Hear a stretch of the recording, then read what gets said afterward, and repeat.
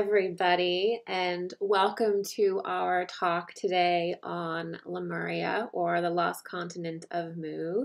I'm so glad to be here with you this Sunday to talk about this really important and kind of, honestly, I have to say, I feel like Mu or Lemuria kind of plays second fiddle to Atlantis, and it really shouldn't. It really has a lot of power, and it really is the foundation of our culture today. And we can't actually really understand Atlantis unless we understand Mu.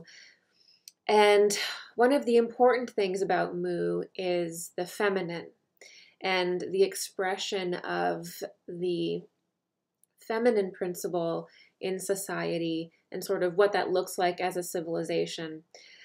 But before I dive in, I'm not sure if you know or not, but there is actually a little bit of a guidebook for this. So Wolf should be putting that in the chat, or you can just quickly, it should be on the forums. It's also on my social media accounts. So there's a little bit of a guidebook with this so that you can follow along with me.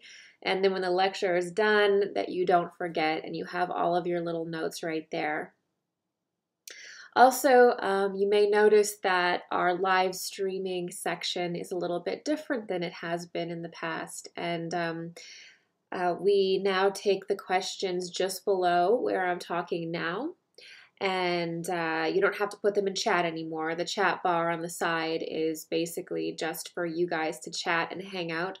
And then if you have a question, type it in the question box below, just like our last Q&A, and then throughout this stream and at the end of the stream too, I'm going to be taking your questions.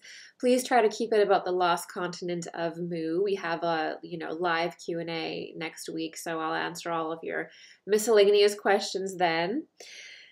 So let's begin. I wanted to start out as well by just explaining where I get my information and how I get my information, because as soon as we start reaching back in time and talking about continents that existed, thousands and thousands and thousands of years ago, there really isn't any relics, and there's no real evidence that these things existed. The only real evidence, I think, that these lost continents perhaps really existed is within our own genetic memory and within our own DNA. And when you develop yourself as a psychic, your consciousness becomes something that you can traverse and that you can read. And this reading of your own consciousness or of the cosmos is called the Akasha, or the Akashic Records. It's called reading the Akashic Records. And so that is where all of this information is coming from. And in this presentation, I've also included some other intuitives' work, and just quoted a couple different things just to give this a little bit more structure than just my own findings. And please feel free in chat and throughout this presentation to share with each other your memories, or if anything resonates with you as we go. Oh. Right. So Mu is a very interesting civilization, because if you research Lemuria and you research Mu and you read what the different researchers and mystics have said and you compile all of it, you'll see that there isn't really a consensus on what Mu is and what it was like.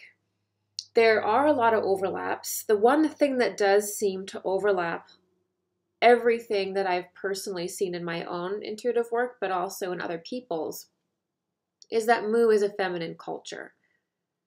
Mu was a feminine civilization. So that means that when we look at Mu and when we discuss Mu, we're really talking about the proliferation of the feminine consciousness. And it's more of a matriarchy, so always kind of keep that in mind about Mu. As we move past Mu into times like Atlantis, we start to get a little bit more balanced, and it's less of a matriarchy, and it becomes more succinct. And by comparison, if you were to compare and contrast Atlantis to Lemuria, Atlantis would be a lot more masculine oriented, with the faculty of mind really starting to take root and develop in Atlantis, which didn't actually really take place in Mu. So Mu is all about the feminine culture, and it's significantly more so than, I would say, Atlantis. And one of the reasons why I believe that so many researchers and intuitives don't really necessarily have a consensus, like for example, if you look at Theosophy or Madame Blavatsky, she will speak about Lemuria or Mu as being a developmental phase in humanity. And she talks about beings that are barely physical, you know, jelly-like beings, or just, you know, almost like a little bit of an improvement from almost like the mist-like beings that would have been before Mu.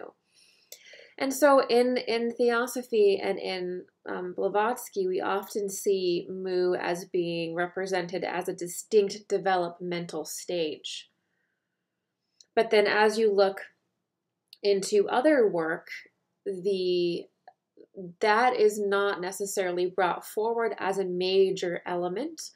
It is treated as though it's just like people are already solid, it's already developed, it's already a civilization, and there isn't much, actually too much of a mention of the fact that the human form was really developing into a certain stage on Mu. It sort of just picks up as though it's a different kind of civilization, but the developmental aspect is not there. And I find that really interesting, because I think what happens is that what we tend to do as psychics when we're reading the Akashic records is sometimes we will literally compress several different similar civilizations that have existed on Earth, or maybe even connecting with Venus, or maybe a little bit of a different sphere. And if they have the same resonance, or they have like a little bit of a similar resonance, like if it's a feminine culture, for example, we'll sometimes compress them and read them as one. And why we do this is because Mu is so far back in particular that it's really in a different density.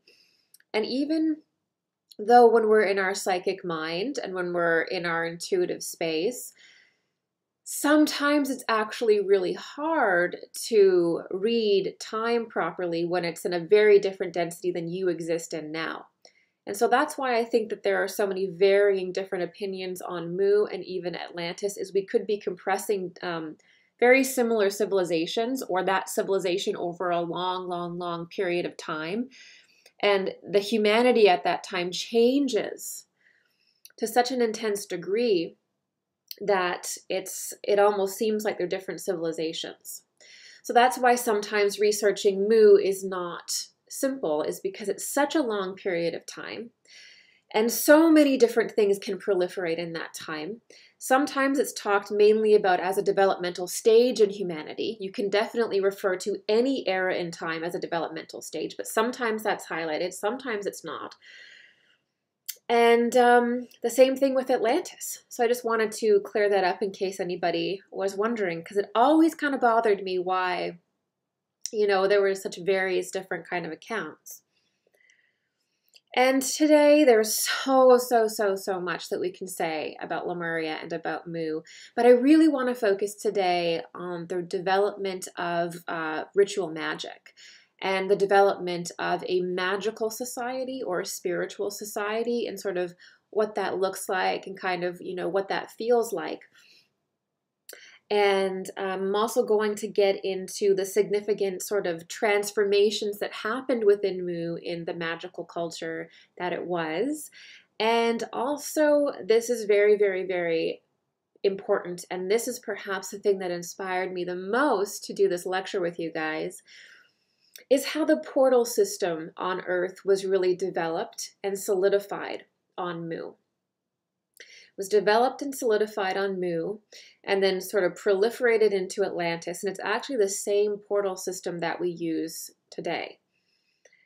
And this is going to get into organic timelines, divergent timelines, time travelers, the Christ impulse, and the Antichrist impulse. We're all going to tie everything that we've already been working on together today. So it's going to be a good one. Okay, so the magicians of Mu. So how did Mu really start? How did the culture in Mu really start and get going? And how did magic really start and get going? How did humanity really start to connect with its spirit on Mu, and what did that look like? So on Mu, human beings begin to take on a significantly more physical form than in previous eras on the Earth.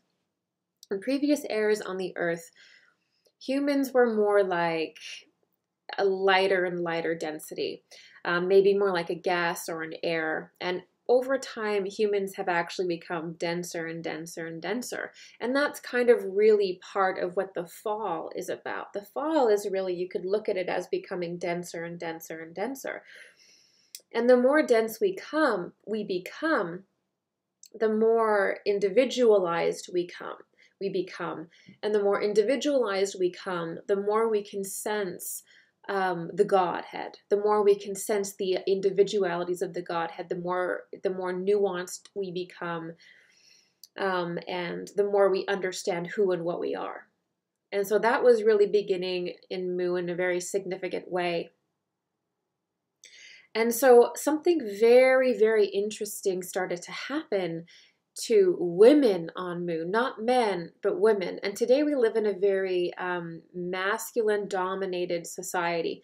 Whenever I'm researching and reading occult books, it's usually all about male brotherhoods. It's about men. It's about even the great avatars being men, and women are sort of in a way, the whole Isis ritual and the whole Isis culture is really sidelined, and we do have a very, almost like a, only half of a magical culture really around today. Truly, truly. When we look back and we see how rich Mu was and how rich Atlantis was in the feminine type of culture and magic, we look at where we are today, and it is very, very, very small. So it's important to remember and to know that magic began with the women of Mu. What we know as esoterica today began with the women of Mu, the mothers of Mu, the great priestesses of Mu. Everything. How did that begin? So what ended up happening was women began to feel and express the sort of feeling and undercurrents of the cosmos. So women are actually incredible, incredible, incredible receptors. And I talked about this in our last Q&A when we were talking about the differences between genders. And when you start getting into the development of yourself as a magical being or an intuitive being, a psychic being, there's a big difference between the male system and the feminine system. They can all be intuitive. They can all do incredible things, but there's a fundamental difference in capacities. So one of the things that women is women have the ability to really very easily merge and enmesh and take on spirit.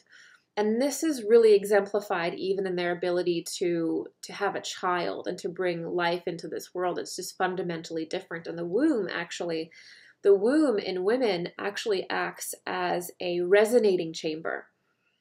So they can create incredible bioenergetic fields using their womb and using their virile energy, which can create a very, very, very strong, and maybe if you're really good, high frequency. And what that does is it makes you a fertile energy so that the cosmos can basically fertilize you, or the cosmos can come in, pure rays of information can come in, and you can receive them in a really big way. And so women are incredible receivers, and it is that quality that really allowed women to begin to absorb pure spiritual energy, the pure currents of the cosmos. When I say currents of the cosmos, I'm talking about archetypal information. So, as an intuitive, we talk about things like getting downloads. We talk about feeling being able to merge with a plant or merge with an animal with our bioenergetic field. Well, in Lemuria, you could do that almost just with your body. You could just merge. And the women were extremely good at this, and they started to basically express the pure vibrational frequencies of the cosmos. They would just go into a trance. They would feel whatever the energy was, and then they would express it. They would feel whatever the energy was, then they would express it. And that was really the beginning of the connection to spirit and humanity. It was simply just opening, feeling, expressing. There was no mind at the time. The mind is more of the masculine function, and that came later at the very end of Lemuria going into Atlantis. But so what that means when I say that there wasn't really any mind is that we were just very enmeshed with higher consciousness, and we didn't yet have the capacity to entirely see ourselves as separate from it, okay? We couldn't do, say, calculations and understand how something was done, but we could just do it. That's sort of what it was like. And we can really see that one of the things that really comes to mind when I think of Mu is the image of the Black Madonna, or the Black Mary, which is basically a vision of Mary, and her skin is basically all painted black. And this is very symbolic of the receptivity of the female and Mu. And when you have that dark color, it is representing absorbing of spirit. And so that's a little bit of a vestige from Mu, one of the vestiges from Mu. And how these undercurrents were really expressed was through dancing. If you felt an energy, you would just move with it. You would just express it through dance, okay? It was also expressed through singing, and even through maybe making little things or whatever it was, but also through pure channelings, the speaking of tongues, or just pure states of channeling. That was also part of it. And the expression of beauty was very important as well. So you can see some Venusian undercurrents here. The expression of beauty was very important, as well as it was believed to show a harmonic with God, the idea of symmetry. And the idea of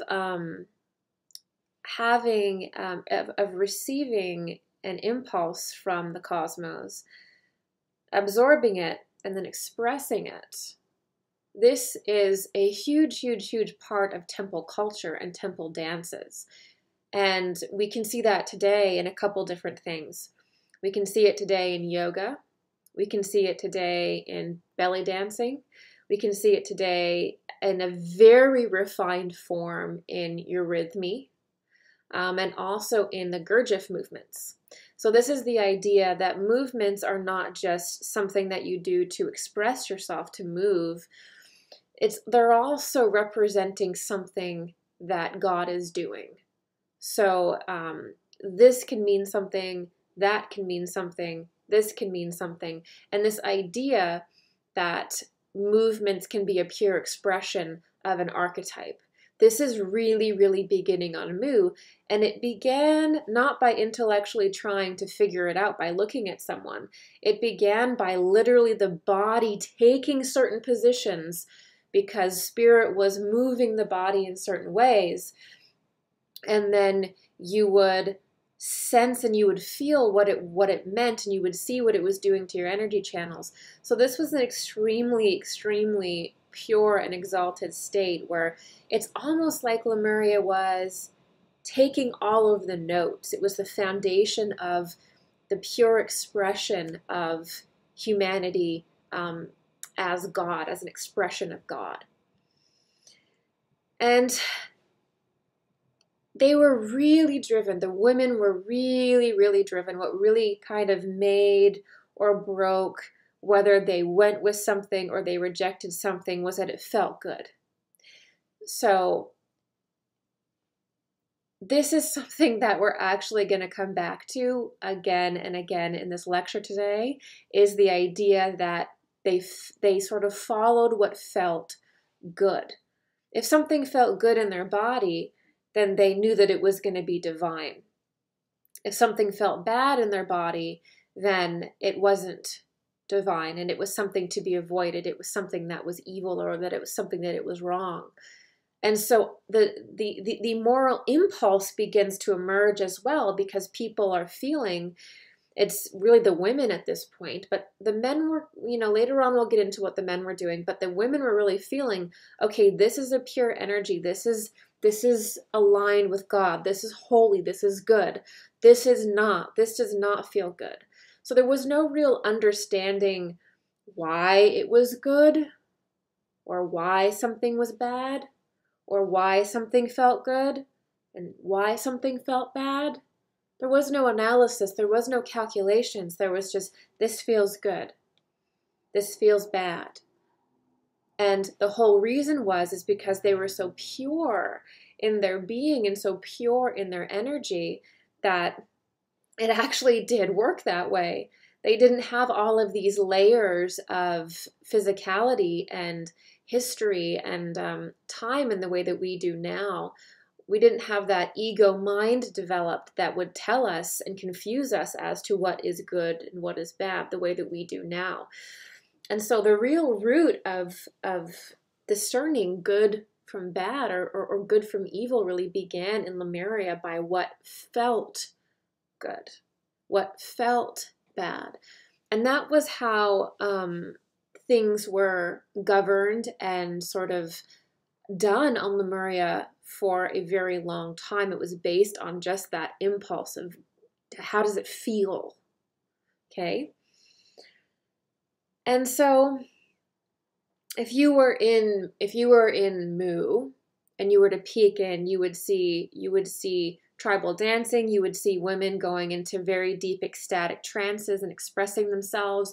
You would see, men, women, and children around picking it up and being anointed and blessed by what she is expressing, what she is speaking into the world, what she is doing, because as she brings it into her body and as she brings it into herself, she is digesting that information for everybody around her, and she is anointing them with it.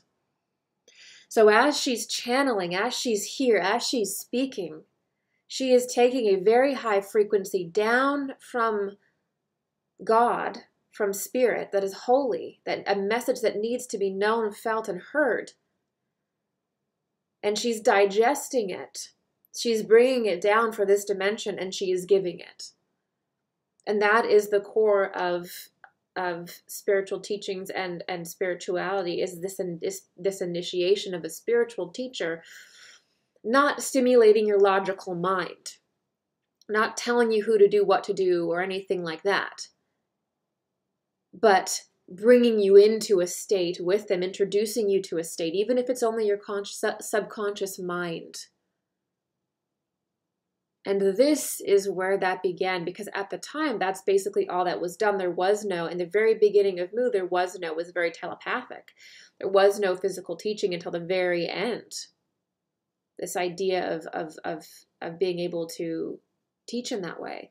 So it was all very much sharing energy directly.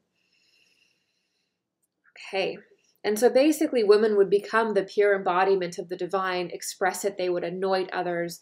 And it was because they could build up the energy so strongly in their bodies using their wombs that their bioenergetic field could basically become an intermediary between God and humanity. They would become a living intermediary where their whole aura, their whole bioenergetic field was basically resonating at a place that's in between. It's pulling, it's an upward motion. And so this was the ability to initiate, and this is what women could do, and this is what women can do. Men can do it too, but this really began in Mu because of the ability for women to use their womb as a resonating chamber, and just the feminine condition altogether. Okay. And as time passed, more and more sort of different expressions were coming forward, and we can really see this culture develop. We're beginning to be able to call out the different rays of consciousness by color. We're being able to identify sort of the different things. We're being able to notice all of these nuances now as separate things, right? We're beginning to notice nuances. Okay, and as this happened, women were also beginning to become more aware of their own individuality. And the more they engrossed themselves in this, the more they expanded themselves, the more they began to grow. And the more they realized that they were, a unique being too. And this was very interesting because before Mu, everything was just so interlaced and everybody was just so connected in consciousness that this idea of uniqueness wasn't fully there. So women were also seeing that they were unique as well, as you would if you were, expressing yourself in all these various ways. You're going to start to notice how you're different and your uniqueness. And here is a quote from Steiner's book, Cosmic Memory, and this is from Rudolf Steiner's book. Okay, so he says, women developed special human powers. Their faculty of imagination, which was in alliance with nature, became the basis for a higher development of life ideas. They took the forces of nature into themselves, where they had an after effect in the soul. I'm going to read that one more time. They took the forces of nature into themselves, where they had an after effect in the soul. So they took on these forces of nature, they took on the rays of consciousness, and that made a pattern on their soul, that made something of them, it changed them. The germs of memory are formed. With memory was also born the capacity to form the first and simplest moral concepts. It was from women that the first idea of good and evil arose. Isn't that interesting how he's reminding us here that women began to have memory developed. They began to remember sequences of actions, different events, remember information, picking out those nuances. And this allowed them to string things together to develop moral concepts, to actually understand morality, why we should do things, why we shouldn't do things, and how these can align with our higher self or not. This came from the female. This came from women around Mu. And of course, now we're starting to get into think about Eve. And we're starting to maybe think about the garden a little bit with women developing in this way, or at least I was. And it was from women that the first idea of good and evil arose. So women were really able to get in there and discern what was good and what was bad, or what was aligned and what was misaligned.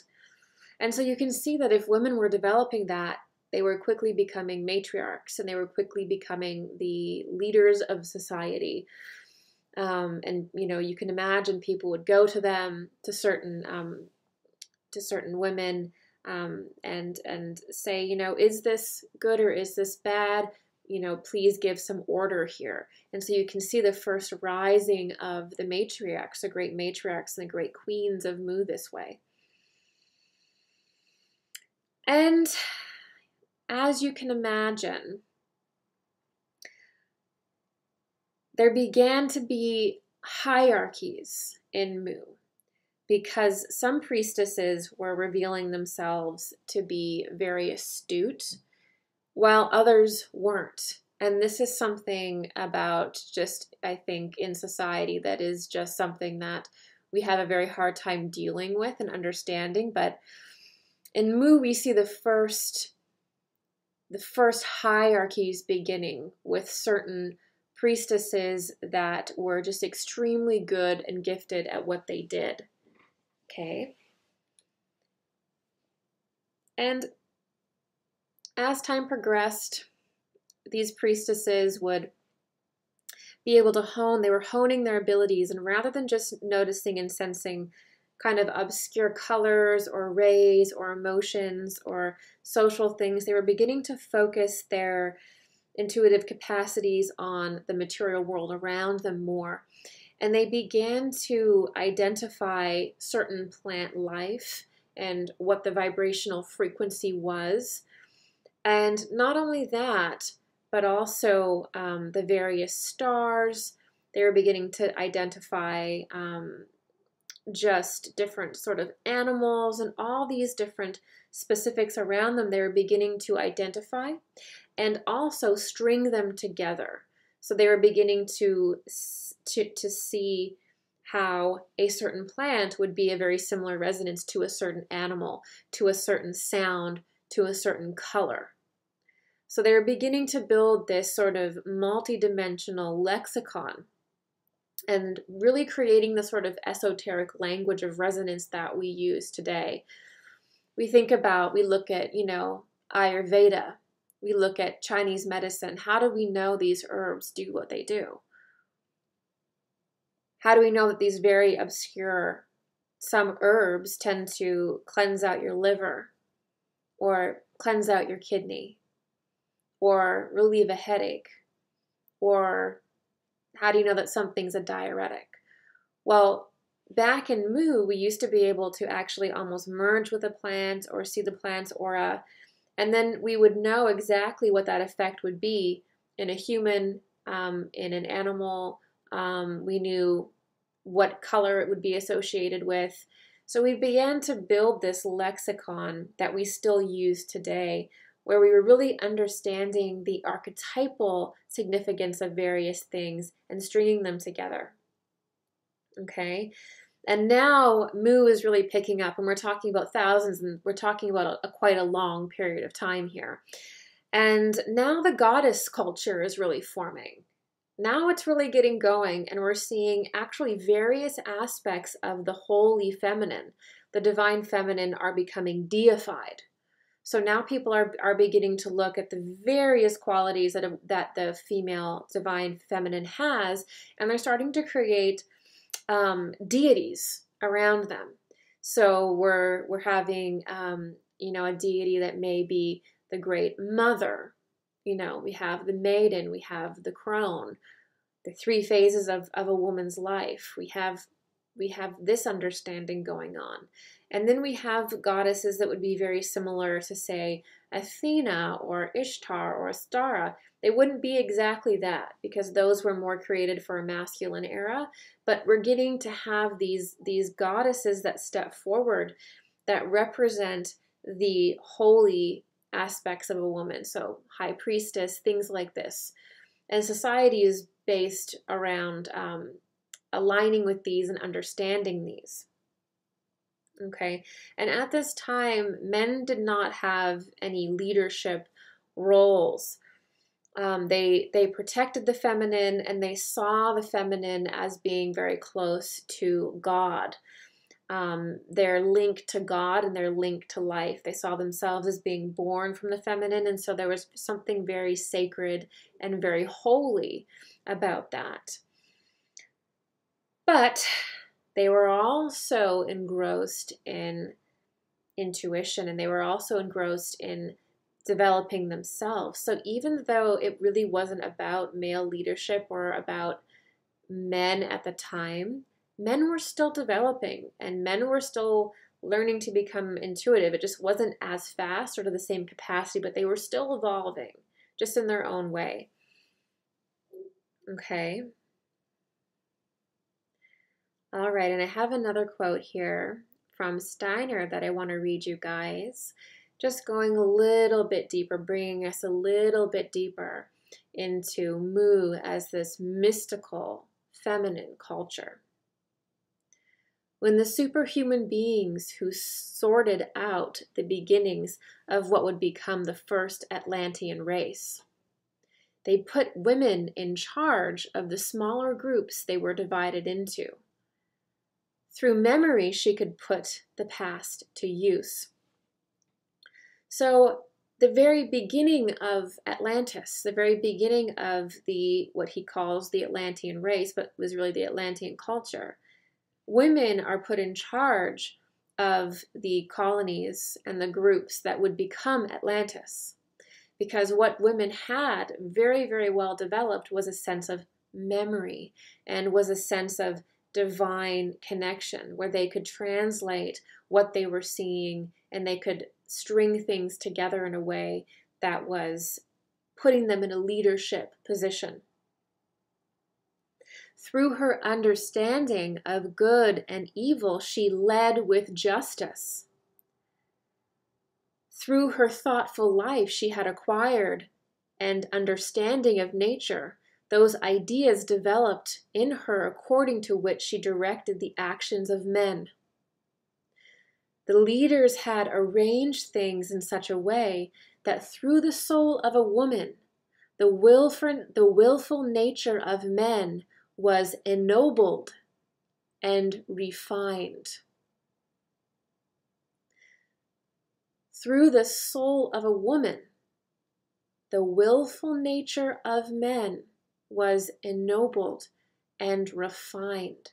And so we're really kind of getting into the important union of the masculine and the feminine here, how the woman's consciousness is bringing the masculine consciousness to a higher place. It's doing something for it. It's refining it. And this is very important. It's actually the root of all magic, really, what we have right here. Okay, let's keep going. Through the awakened soul of life of women, the leaders also awakened in men. Women took this even further, connecting with the powers of spirit. Everything was animated for them and showed itself to them in soul powers and apparitions. They abandoned themselves to the mysterious weaving of soul forces. That which impelled them to their actions were inner voices. In dreams, the secrets of nature were divulged to them. So what a beautiful image of how these high priestesses of Mu are immersing themselves in God. They're immersing themselves in spirit. They're dreaming it. They're weaving the soul into their body, and they're embedding everyone around them. Okay? To the point that they are taking prominent positions in society because that connection to God is so close. Others began to gather round to listen to her song, the beginning of language being song-like. They listened eagerly to the utterances of these wise women, the priestesses. Here is the beginning of religion. One can also see a matriarchy in action. And it is easy to imagine the Oracle of Delphi singing her strange, unintelligible song to an enthralled audience millions of years later. So, the Oracle of Delphi is an extension of Mu, an extension of a development of the feminine that made such an impression on society. It echoed even into the Oracle of Delphi, even into that time, to that place. We also can see here the beginnings of Columbia. Columbia, the great goddess of the flame, Brigid. America is based on Columbia. This is a remnant of Mu and the great queens of Mu, the great high priestesses of Mu. It is here, and it is within you, it is within us, it is within our culture. This is the female flame bearer. This is the high priestess, this is the queen, this is the goddess. Here it begins. So Mu was the foundation of all esoteric practice. All esoteric patterns that we know and use today were brought forth by the great mothers and queens of Mu who were able to sense and embody and express and give life to subtle currents that were just beyond reach. Women are the bridge, and the womb a resonating cavity in which they could receive God in the body and give it material form as a child, but also give the concepts of life. All right, so that was sort of the Lemurian high time where you really see the power of the woman setting in. But as we all know, there are light ages and there are dark ages. And so now we're going to start to get into when things start to shift. Okay, things start to change. And things start to change because the cosmos is changing. And what's changing in the cosmos is that the sun is shifting. There's a new sun, or the light of the sun as we know it is changing in its magnitude to become much, much brighter. There's a much more intense cosmic light hitting Mu. And what does light do? Light clarifies, it crystallizes, it intensifies. It changes the condition of mankind. And so the sun, our sun, begins to get louder. The light intensifies. And over time, we see a more masculine influence start to take shape in society. Okay? And as the more masculine energy starts to rise within the female, but also men are beginning to start to pick up a little bit more, become more creative. They're starting to take on more and more of the higher traits. And we're starting to also see very specific rituals being strung together at this time.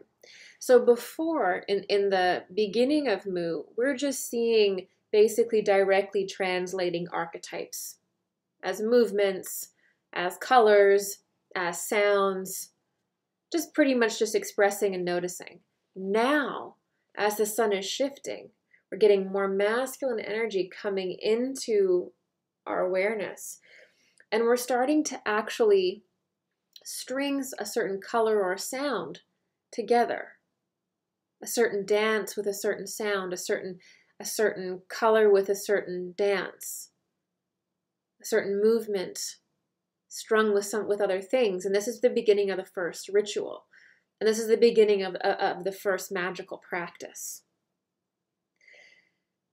And that goes on for quite a while, seeing how these rituals can pull in different currents, seeing how it moves with the cosmos. And there's a lot of different experimenting and a lot of different, almost like cooking, where you're trying to see how different colors and sounds and things can go together within the body, within the cosmos to create a ritual.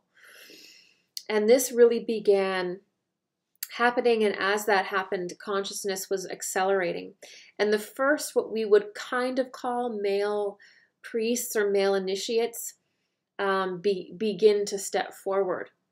And they had a very well-developed feminine because they were engrossed in that. They understood what that was. But then they were bringing something new in that women were not necessarily getting or that were not really bringing in. And this is sort of the recording and the sensing of time. Men start to be able to observe these patterns of nature, and they're beginning to kind of create more of a structure and more of an order for things. And this is actually a big, it begins to cause a little bit more progress. And a lot of this was just happening very naturally. It was just kind of like an organic expression, okay?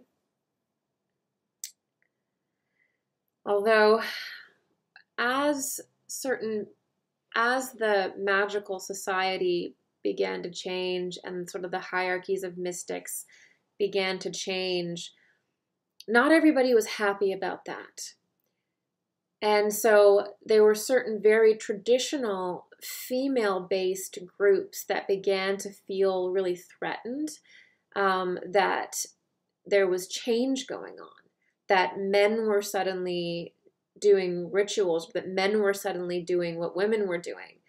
They had developed themselves to the point where they could begin to channel, or they could begin to sense what was going on too. And this made a lot of women, or the female-based groups that were very, very traditional, feel threatened. And they began to kind of turn their back on the new way, or the new way that was coming in. And they really thought that men doing this was like an abomination. And they believed that it was really just something that only women could do, especially because women could give birth. And so they felt that men being mystical or magical was an abomination. And this split, this kind of resistance to evolution, is really the first foray into Luciferianism as we know today, and into black magic, because they were really just resisting change, and they were resisting adding structure when it was necessary and when it was time, when it was evolving society. They resisted that. They wanted to keep everything wild. They didn't want time. They didn't want all these structures coming in, because there was a little bit more accountability there, right? So, but that wasn't the case with everyone. There were women that really embraced this. They thought that what these male initiates were doing was incredible, and they united with them. And the first kind of male and female sects were born. Certain male and female groups, magical groups, were really were starting, and that's a really big deal, because it was a real big shift in the culture. And something really interesting happened when the male and the female magicians started to get together. Is they became really, really good at what they were doing. And because they were now magically expressing the masculine polarity and the feminine polarity together. And before it was really more just about women, but now we're starting to get into real magic, real divine work, because now we have two spiritually aware and capable magicians going on, male and female. Okay. And the interesting thing that happened when these joined was the creation of symbols. Okay, so they began to create sort of these pure, distilled versions of different concepts in symbols.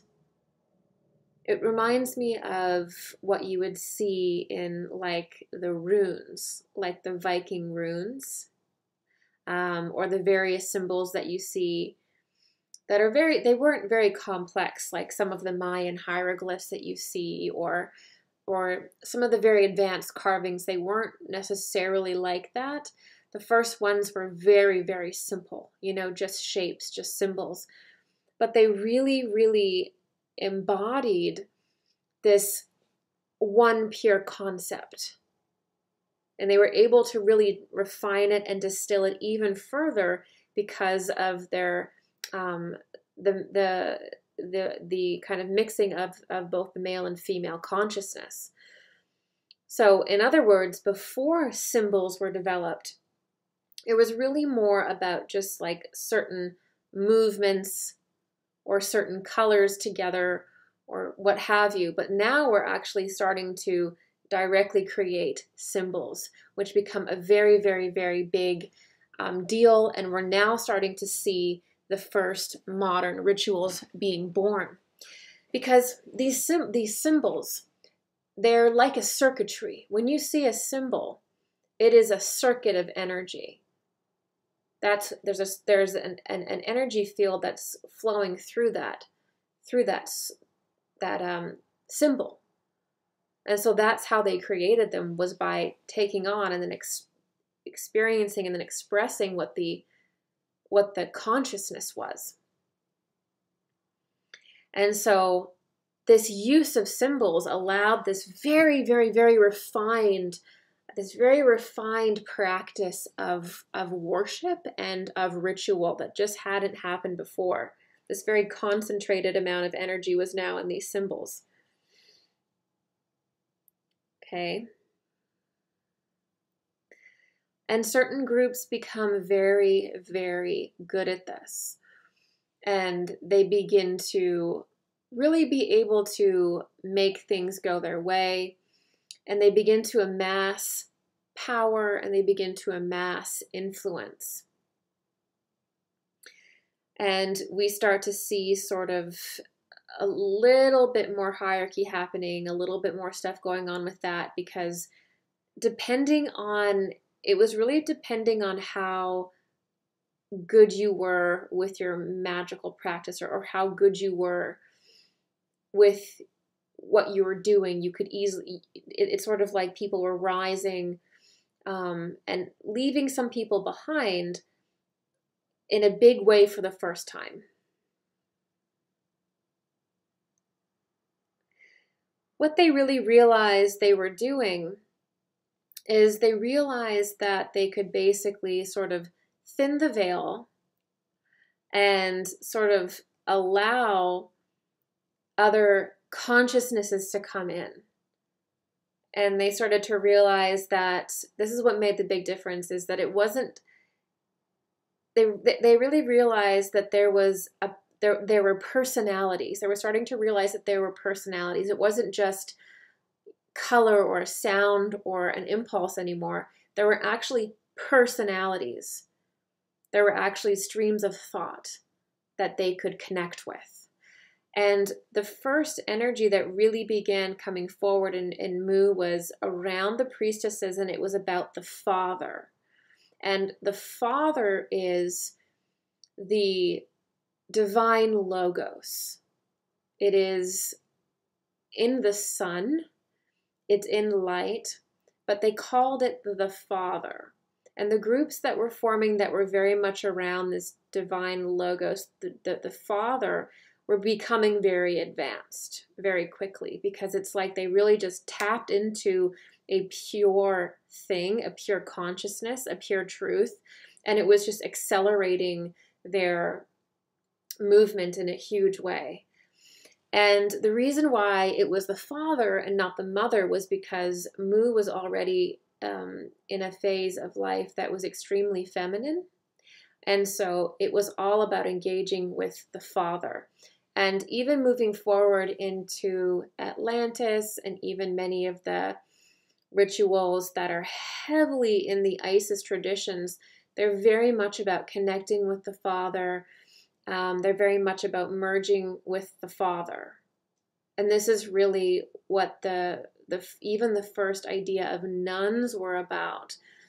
It was that you were dedicated to the Father. You were dedicated to, and in many ways married to, this higher logos, this higher truth, this higher stream of consciousness. And that's where this really, really began. This is very different than in the beginning, when it wasn't necessarily perceived as an entity yet, right? It was just a pure current. Now it's personifying, and they're sensing it as what they're calling the Father. Okay. And their rituals are getting pretty, they're getting pretty advanced. They're getting pretty out there. The veil isn't very thin to begin with, but they're starting to do more and more advanced rituals. And what we know as channeling circles develop around this time. And they're using the symbols, and they realize with channeling circles, and this is very interesting because we actually still use this today in channeling circles, but they actually began to realize that not only can they create these symbols, but that each individual is really a symbol in themselves. So they started to realize that each human is a bundle of archetypal expression, or a mixture of energy that's from God, that's unique, that can be used in a symbolic way to communicate with God, to communicate with the Father, to communicate with the higher worlds. So this is a big deal, because now you're looking at the archetypal aspect of the person. That's almost getting into like Carl Jung kind of things, but it was on a soul level. And so they realized that if they put certain people together that were of certain frequencies, that it would open these huge portals and amazing things would happen. So they started to realize, whoa, people are keys. And that was the beginning of channeling circles. This opening of portals to other times, other worlds, other places began, and it really became serious at that point. It's one thing magically to move around to certain music, and then it's another thing to use symbols, and it's another thing to figure out what your symbology is as a person and use people in a circle as though for their archetypal qualities. And that is how advanced it got with this on Mu. And so they began opening these portals, and various consciousnesses would come through that we would consider as angelic. They began to merge with them and teach them more and more. And this was really the beginning of that portal system opening up. A portal system opening up to Earth, to Mu, the veil thinning in a very specific way with these different portals, and various angelic forces coming in to teach them and to evolve the culture, to move the culture. Okay? Yeah, you could say that these individuals were teachers from higher spheres, that they were from higher aspects of Earth, or even aspects of their higher selves. And that's another way that you could look at it. And then at the peak of it, they actually began to appear more and more physically. And it got to a point where you could say that they were basically future humans that were coming in. So their magical practices proliferated to the point where they were actually drawing to them future versions of themselves. And this is actually what's happening when we do a lot of rituals and when we reach out psychically, is where we actually are communicating with various different versions of ourselves. And so this is exactly what was happening on Mu. It was an incredible exploratory time. And as the density became more and more dense and more kind of singular, the beings that were coming through were no longer just communicating through channeling or communicating through an individual or what have you, or an item. They were actually beginning to appear more and more. So they were beginning to initiate these higher beings very deeply into their world in a physical sense. They were beginning to appear. Okay.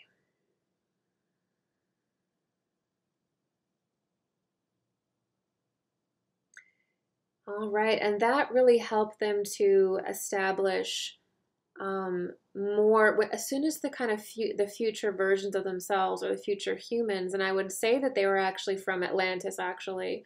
As soon as they came forward, they began to build up their society in a much better way.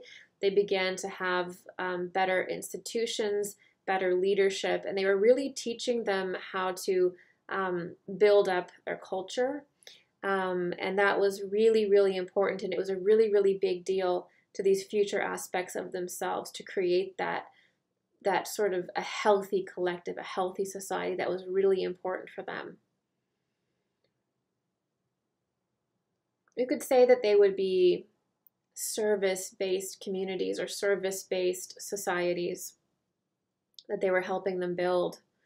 And of course, these groups that were communicating with the Father and that were doing these channeling circles, they were quickly becoming the elite.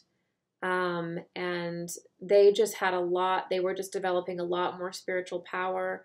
And they had these connections that were growing very strongly with these higher beings. And so one of the things that these higher beings began to tell them to do was to begin to preserve all of their energy and work with crystals and stones. And they had been doing this more or less, but this higher group was introducing the idea of using the crystals as a technology, as a companion technology, specifically with the women, specifically with the priestesses, various rituals being done that would basically merge the crystal with their womb space, merge a crystal with themselves, with their consciousness. And what this would do was it would allow the memory and the wisdom of Mu and of the thousands of years that they had lived to be stored into these crystals. So it was sort of like these crystals were being used as these libraries. And that was something that emerged in Mu. It came from this higher group that was really, I guess you could say, a future version of them. And it was to preserve the wisdom, to preserve the knowledge, and to have this crystalline form that had this steady stream of consciousness. And they did this with the high priestesses that had developed and that they were basically the high priestesses that represented Mu. They, within their DNA, within themselves, they had carried the most of that energy. And so the higher beings taught them how to store that energy in these crystals. And the crystals could be interfaced with, the crystals had immense energy. And they began to learn how to keep crystals and how to work with crystalline consciousness. And they didn't realize it at the time, but one of the reasons why they were being taught how to merge with crystals and store their memories in crystals and store their energy in crystals was because there was a fall coming. And so the Father and these higher beings began warning them about the sun and its increasing intensity, various cosmic things going on, and telling them to begin to prepare and look out for changes in Mu, that changes were coming in Mu. Okay. All right. Okay. So as they're saying that, they do notice that the sun begins to continue to get more and more intense in its light. And what's happening is it's just more light. It's more of a higher spectrum of light than we have today. And then they had. No, we have more now, but it would have been more than what they had to begin with. And so what was happening is that people were actually beginning to go mad. They're beginning to act strange and crazy, and they're beginning to do unusual things. And this had never really happened before. But what was happening was that the light was actually pressurizing their system. And we are light solidified. So this very pure light was hitting their system, and it was causing them to kind of go mad. It was causing all of their shadow to sort of emerge And then on the other hand, it was bringing some people great revelations. And so there's even more kind of splitting in society that's going on. There's the same sort of splitting in consciousness that we're seeing today. This is really a larger pattern, this idea of the sun changing and the cosmic rays changing, and then it causing changes in society's consciousness. This is actually one of the main generators of change in society. It's no different now. It's no different on Mu. It's no different than in Atlantis. And the way that humanity survives it, as we're going to see as we continue in this talk, is that you have to basically align as close as you possibly can with your heart and your soul and sort of release what no longer serves you, and release especially material attachments, and be willing to let things go. If you have ego, if you have, this negative ego within you and loss of fear, then the sun is going to be very painful for you. It's going to be very scary for you. And that's exactly what happened on Mu. So it wasn't really bad, but you started to begin to see people kind of going crazy. They didn't really know what to do. But they continued to develop the crystals, and government was starting to begin to form, more order was beginning to form, and certain families were really rising up that were called the crystal families. And these were the families that were basically in charge of the crystals, which contained the history of Mu, they contained the energy of the goddess and the consciousness of mankind. And these crystals needed to go through extensive rituals in the beginning, almost like being seasoned. They needed to be bonded magnetically with the priestesses. And these were known as the crystal families. And again, this would have been the higher elite families. And these families did not rise to power because they were looking to exploit anybody. They weren't looking to take advantage of people. They were really just very good at what they did. And because they were working so closely with these higher beings, they practiced their life as though they were a higher being too, which means they were service-oriented. So they lived in a way that was to give to society, and they believed that the more we contributed with one another, the higher we would all rise. So that's what these crystal families were about. They weren't about living off of people. They weren't about living parasitically. It's not the type of leadership that we have today, because these families were being directly worked with and trained and mentored by these higher beings. That is the system that they use, and that is the system that even today the beings from, you could call the Christ stream or the Christ impulse, this is what they teach. They teach a very specific culture, and they were even doing it on Mu. And so we have the emergence of the kind of society that we are still today trying to move into. And we have the preservation of the wisdom and the secrets and the power of Mu in these crystals, okay?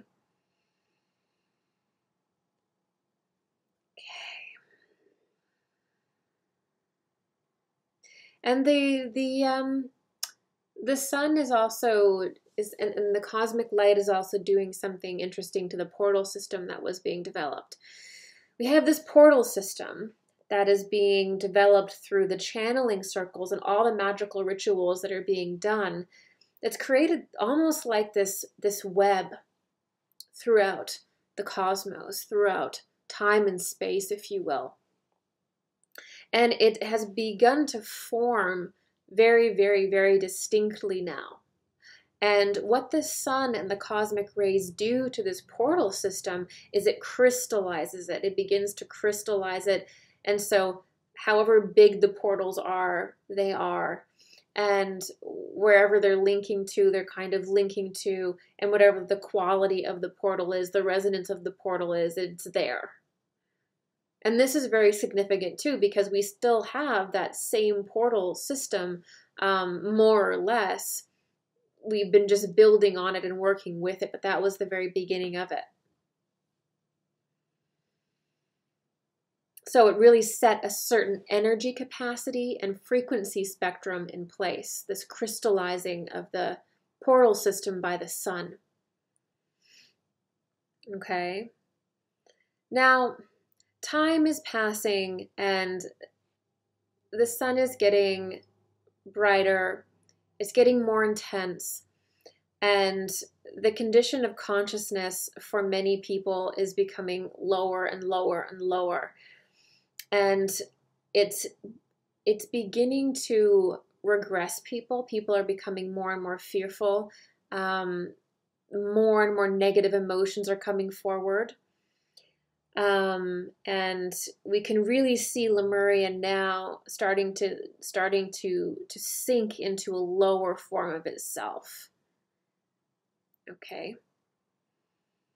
And one of the things that is causing the most confusion in Mu at this time, in Lemuria at this time, is the initial concepts of Mu against or going against the newer developments of Mu. So there are people that are really clinging to the old, sort of more primitive ways of Mu, where you basically just do whatever feels good. You know, in Mu, how they, in the very beginning of it, how they felt a frequency to begin with, how they felt God to begin with, was that it felt good. That's how they discerned that they were communicating with something either felt good or bad.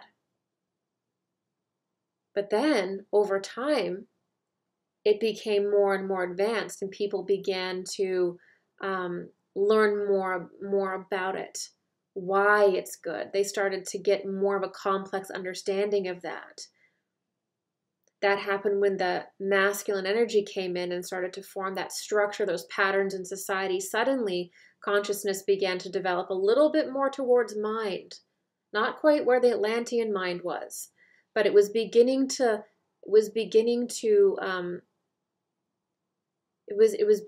get a little bit more advanced.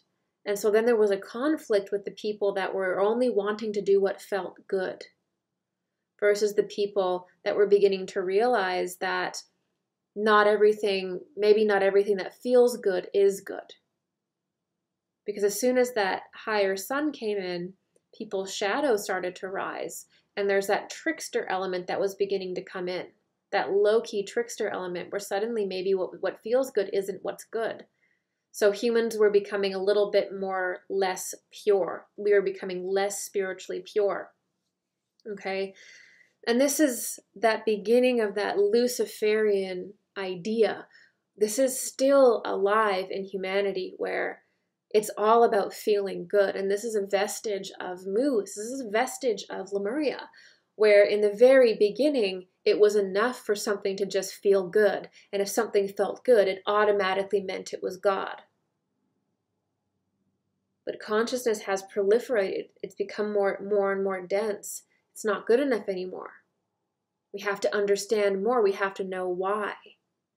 And that is what the more advanced groups are doing, is they're asking why. They're trying to develop their mind in a direction where they can know why. That's why the structures were being created by the masculines. They could track things so they could understand, not just go with feeling alone, impulse alone, emotion alone.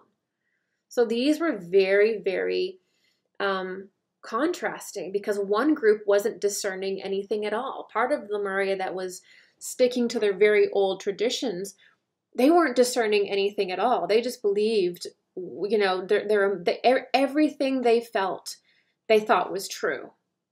Everything that crossed their mind or that they, you know, that could fall into them, they just believed was true.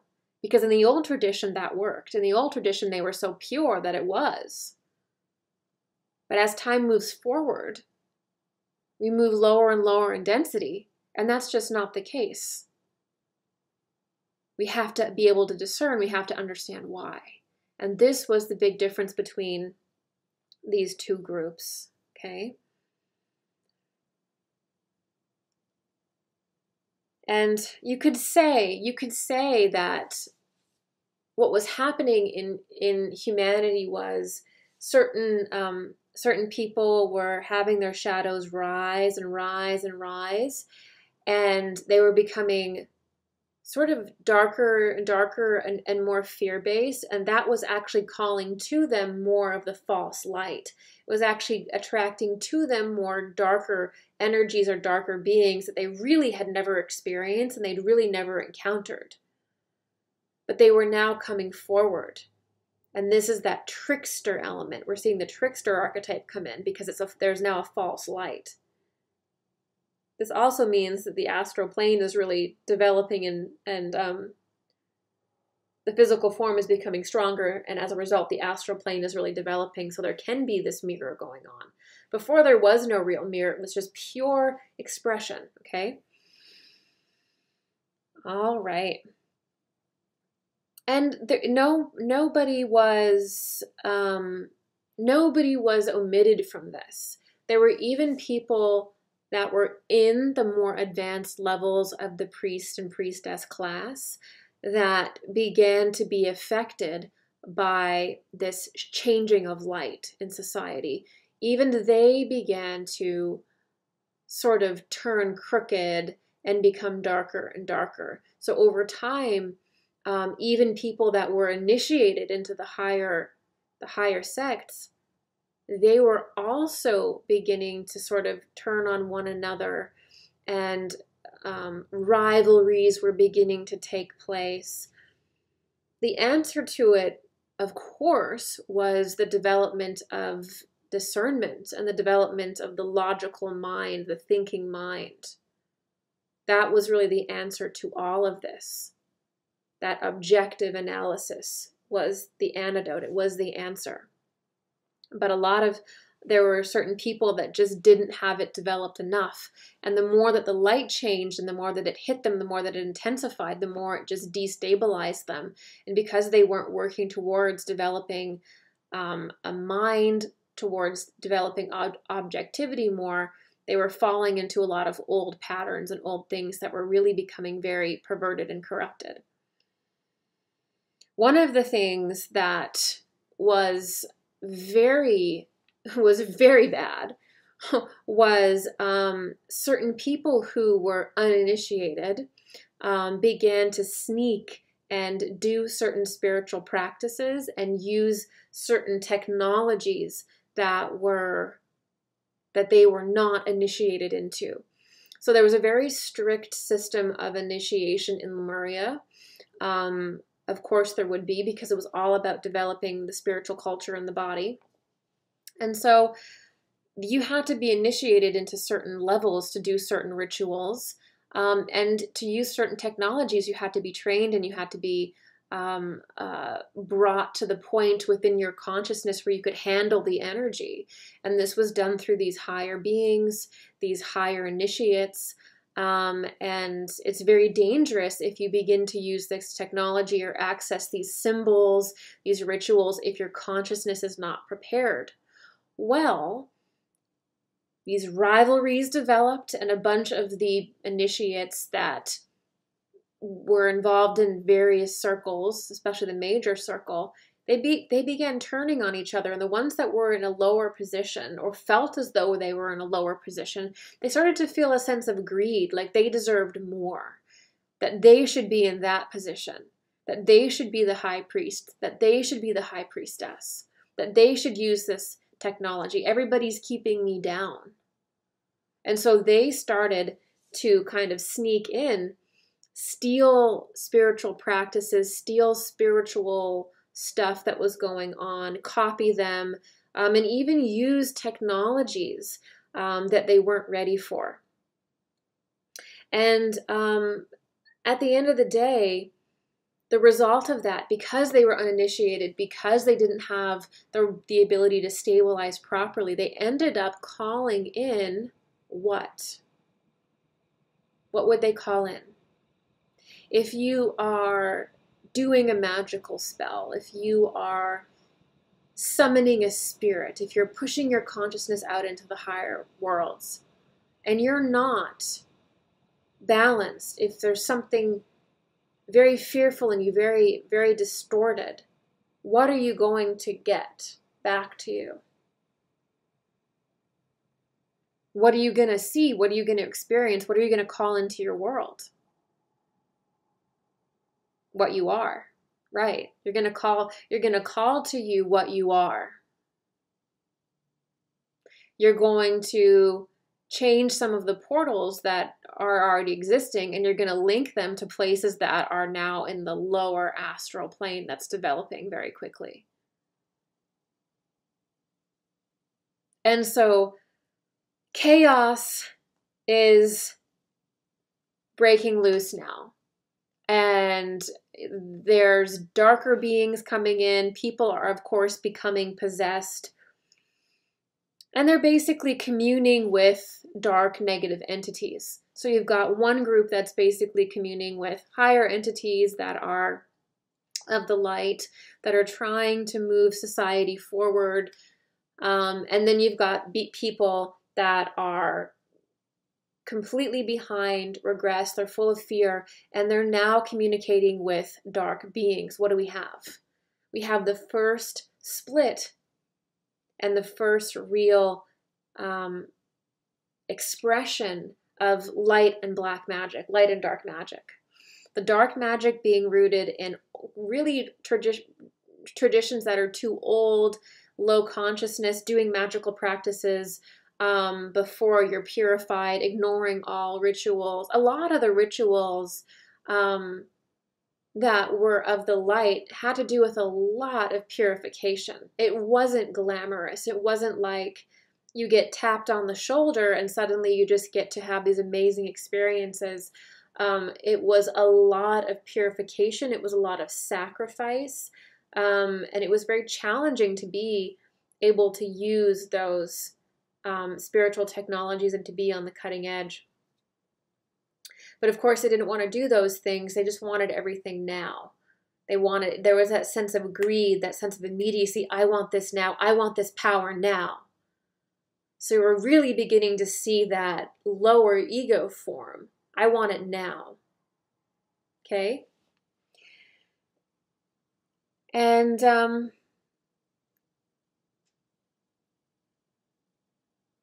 they start getting, yes, the darker groups start channeling all this information from these lower beings. They're getting just as much information, just as much as attention as the other people are from the higher beings.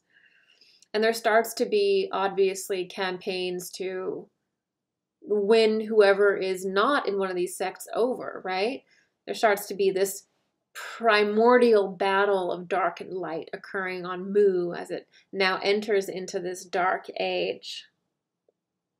All the information that they're channeling with these dark entities is to serve themselves. It is to get more material resources. It is to get more knowledge so they can dominate this other group. This dark magic group is all about domination, and they're really rotten. And this really allowed this darkness to seep into Earth, to start to permeate Gaia as well. Before that, Gaia didn't have as much contrast on her. Now she's got a lot of this dark energy permeating with her, and she's starting to react. She's starting to shift. Volcanoes are starting to erupt, and she's starting to express this feeling as well that she's feeling as the planet, as Gaia. Okay? And also very strange creatures are emerging from the portals. We're getting weird chimeras. We're getting strange beings that look like they're from other dimensions, just totally crazy. And one of the words that Spirit used was beasts from beyond the dawn, beasts from before the dawn. That's what they called them, beasts from before the dawn. And so these beings are coming in that aren't even human. They're just some kind of we're starting to get into, when you start getting into black magic, you start getting into really weird, divergent timelines. So you start getting into beings that don't have their worlds are destroyed. They don't have a home. They're often parasitic. They're very strange looking. They're deformed. These tend to be this, it's kind of like the lower astrals, like dumping into Mu. Okay. And the other thing that's really interesting is that you could really call the darker beings that are coming into Mu the negative Atlanteans or negative future humans. So when we had the light group communicating, it was the positive future humans. It was the culture bringers. It was the light bearers. It was this group that was anointing humanity and moving it, teaching it forward, helping it grow from love and service. Now we have another future group, but this group is from a divergent energy. It's not in that Christ energy. It's not in the Christ impulse, the Christ consciousness. It's in the Antichrist impulse. It's in the lower consciousness. So just like we have discussed in the Christ stream video, with Mu, we're now having two different aspects of humanity come forward, just as we are now. And this is actually part of human evolution, where near the end of a cycle, we see the two timelines that we have, that we face as humanity. When we enter Judgment Day, when we enter this time of the end of a cycle, we see the direct timeline of ascension for humanity, and we see the divergent ones. And that allows us to decide what we want to do and where we want to go. But one will represent the darkness of humanity, the dark potential, the dark timelines, the dark impulses, and where they go if they are to be followed. And the other one is the light, the coming full circle, the Christ energy, being anointed back into your higher self. And so we're seeing this dichotomy play out on Mu as well, with future, you could say, Atlanteans that are dark, that are using time portal technology, that are also portaling back to Mu as well. Okay? A smoothie break. Okay. So humanity has to be exposed to both the light and the dark and choose who they are. This is an initiatory path for all civilizations, okay? This is the common thread. This is the link. And so, obviously, the groups that are of the light are seeing that a great deal of Mu is falling for the dark stuff. A lot of people don't have discernment developed. They're not able to sense themselves. And so the lighter groups and the crystal families, they see that destruction is coming. They can see that the earth is now beginning to kind of heave itself upwards, and these huge volcanic eruptions are happening.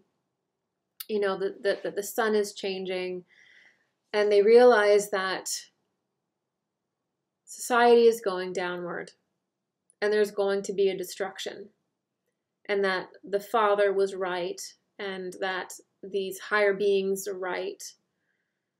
And so these lighter groups, they begin to retreat. They begin to leave the great cities. They leave. And they form their own colony. And they take their crystals, they take their relics, and they hide, and they retreat into, they try to retreat into sort of, I would say, shielded areas that were very aligned with the inner earth. And they begin the colony that would become Atlantis. So the higher families, what we call the crystal families, these elite families, they retreat. They see what's going on, and they're like, nope. And they say, we got to get out of here. They leave everything they have. They just take what they need, whatever relics they needed, their crystals, and they leave. And the reason why they did that was because the balance of life was too disturbed, and too many people were falling into greed and falling into their darkness. It was beyond what they could affect. It was beyond what they could do.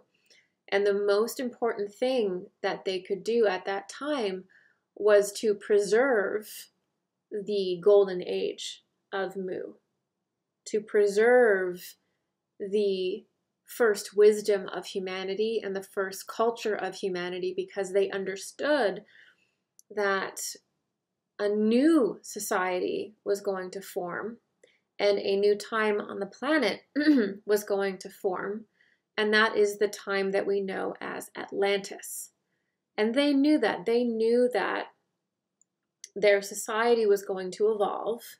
There was going to be a fall.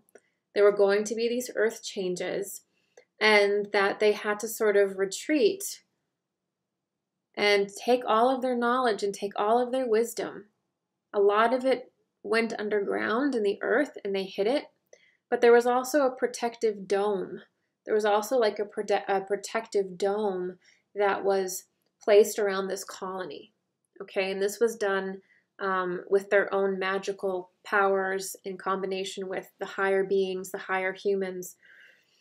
And so that it's sort of like the most exalted and pure Lemurians formed a colony that was protected away from the fall, and they became the seeds of Atlantis. And also, the other really important thing is that when we move into a fall, so when society starts to decay, there's always this desire to destroy everything. It's just a destructive impulse. Humanity just wants to destroy everything. It begins to hate itself, to turn on itself, to turn on each other. And there's a huge risk that very precious spiritual items are lost. But most importantly, that consciousness becomes so eroded and so dark that the portals that connect Earth to the higher worlds begin to completely be overwhelmed by darkness. So there has to be a certain balance of light and dark in this world. And if the dark gets too much, then all of the portal systems basically start pulling in these energy from the lower astral, and it's out of balance, so it can collapse the whole system. It can collapse the earth. And so you can't allow these higher beings and these humans realize that we can't allow the earth to collapse. We can't allow it to just lose it. We have to go aside, and we have to keep all of these light portals open through the fall. We have to be holding space so that Gaia doesn't fall into complete chaos, so she doesn't fall into complete destruction. And so this is also why they had to separate, and they had to keep those portals open so that it wouldn't be lost, okay? It wasn't like they were just leaving because they thought that they just didn't want to deal with it, or it was actually a great service that they left. And they really saw humanity at that time as being possessed. They didn't look at them as being terrible people, although many of the things that they saw were very disgusting, very terrible. They really saw them as being possessed and as being overtaken by this darkness. Okay.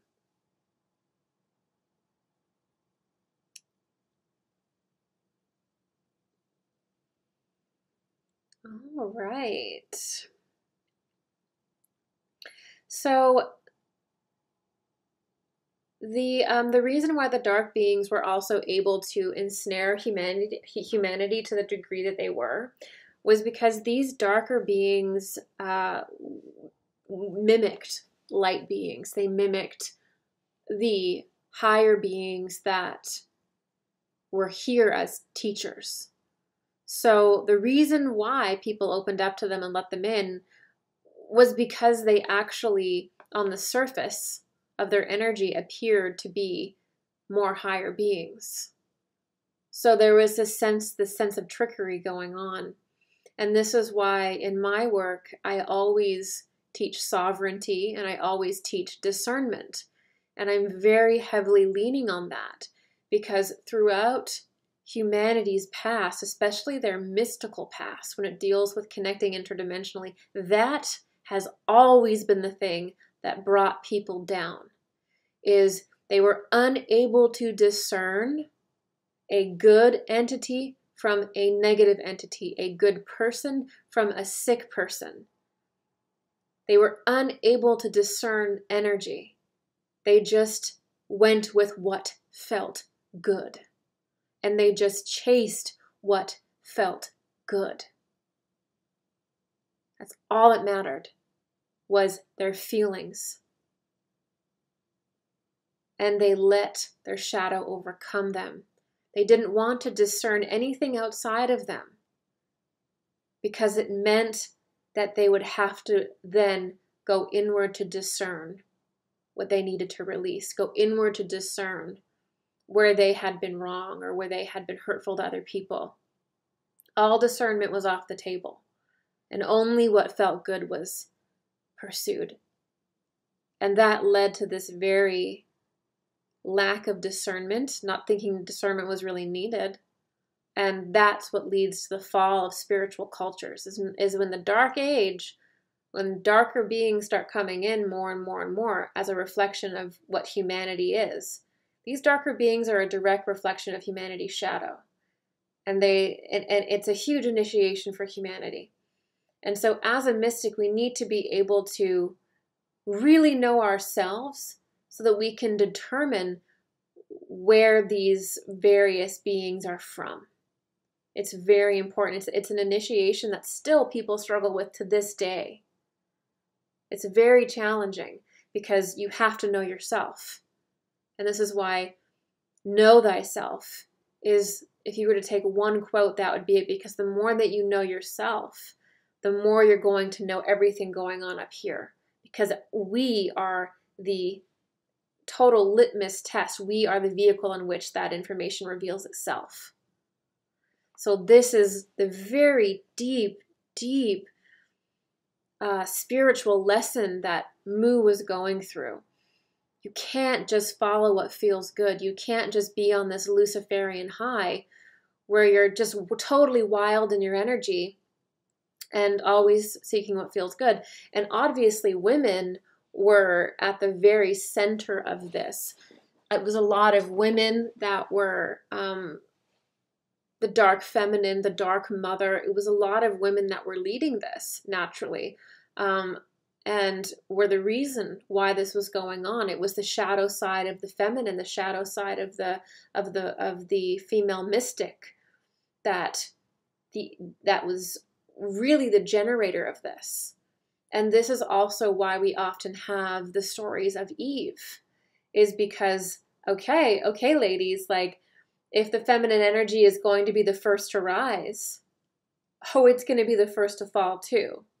That's just nature. We have an ascension cycle, we have a descension cycle. So if woman is ascending and connecting and bringing spirit deeply in her being, then she's also going to have to go through the other side of that. She has to go through an initiation. And that initiation was discernment, and to not just chase what feels good. Don't get stuck in the beginning phase of the development of the feminine, which is just chasing what feels good. That is what we would call today Luciferian. The women that evolved beyond this were beginning to learn discernment. They were open, they were willing, they were playful. They were open to the masculine energy to evolve them. They realized they couldn't evolve anymore by their own senses, and they needed to begin to evolve through the masculine principle. Okay. All right. The masculine principle of mind and analysis and more objectivity, creating that structure, right?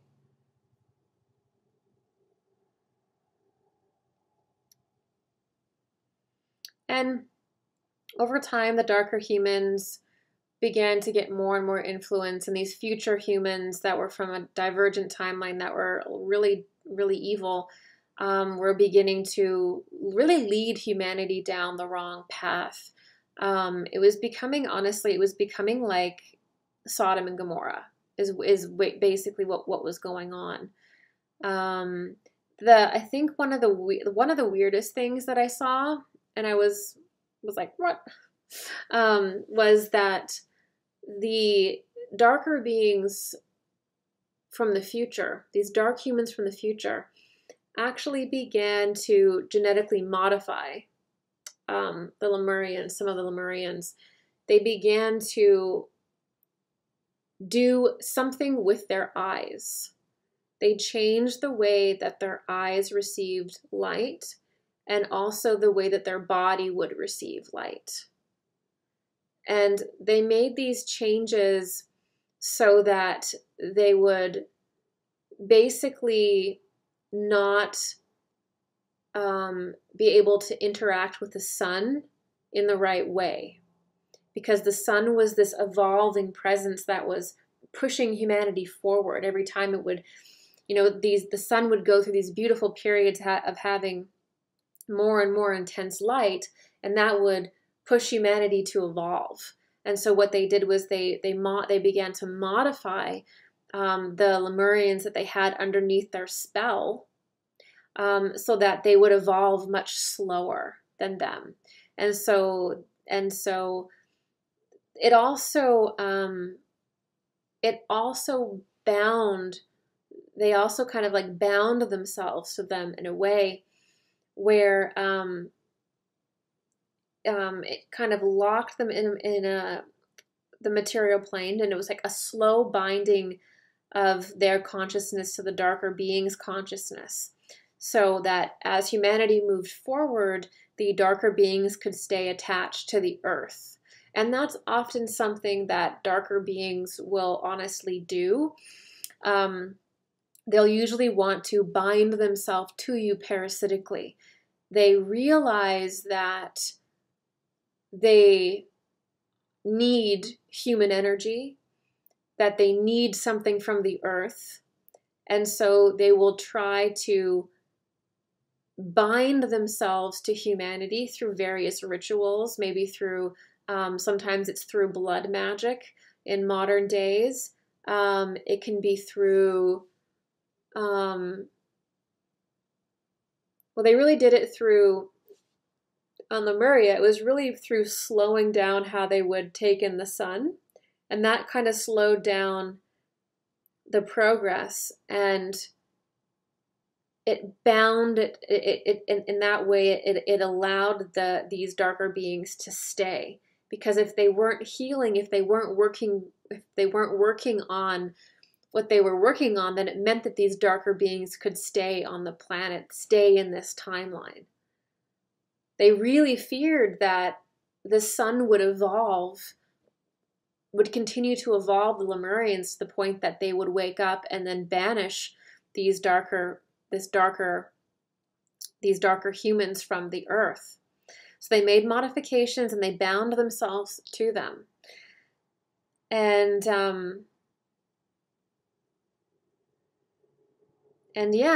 then humanity then went into a period of being exploited. And this is where we sometimes hear things about, humanity mining gold, or we hear things about humanity being exploited for, menial work or doing these things for the Anunnaki. And we hear these various stories of these superhuman beings that are here that basically alter the population that they are visiting and then get them to serve them. This is the exact thing that's going on. It's the same pattern, and it's just happening on Mu. It's even a future version, basically, of humanity doing it. And the reason why these darker humans from the negative divergent timeline were coming to Mu was because they, again, had destroyed their own world, and they wanted the wisdom and the energy and the power of Mu so that they could have an upper hand, or they had various things they needed because they couldn't they couldn't evolve anymore. So it's very similar to what we're talking about with the Greys in the Christ Impulse video. This idea of divergent timelines that portal through dark rituals to parasitically suck off humanity because they can't get energy themselves. And this has happened again and again, and it happened again in Atlantis, where we even see the Greys in Atlantis again. Okay, so this is the pattern that is repeating. And every era that passes, we just go deeper and deeper into repeating the cycle in a different way. And that's how we learn. That's how we remove karma. So one of the things that they wanted is they wanted certain relics. These darker humans from the future, they wanted certain relics that had power to them, that were from the early founding of Mu. They wanted the crystals. They wanted to also destroy certain bloodlines. They wanted to destroy the human beings of Mu that were in the crystal families. These darker humans wanted to destroy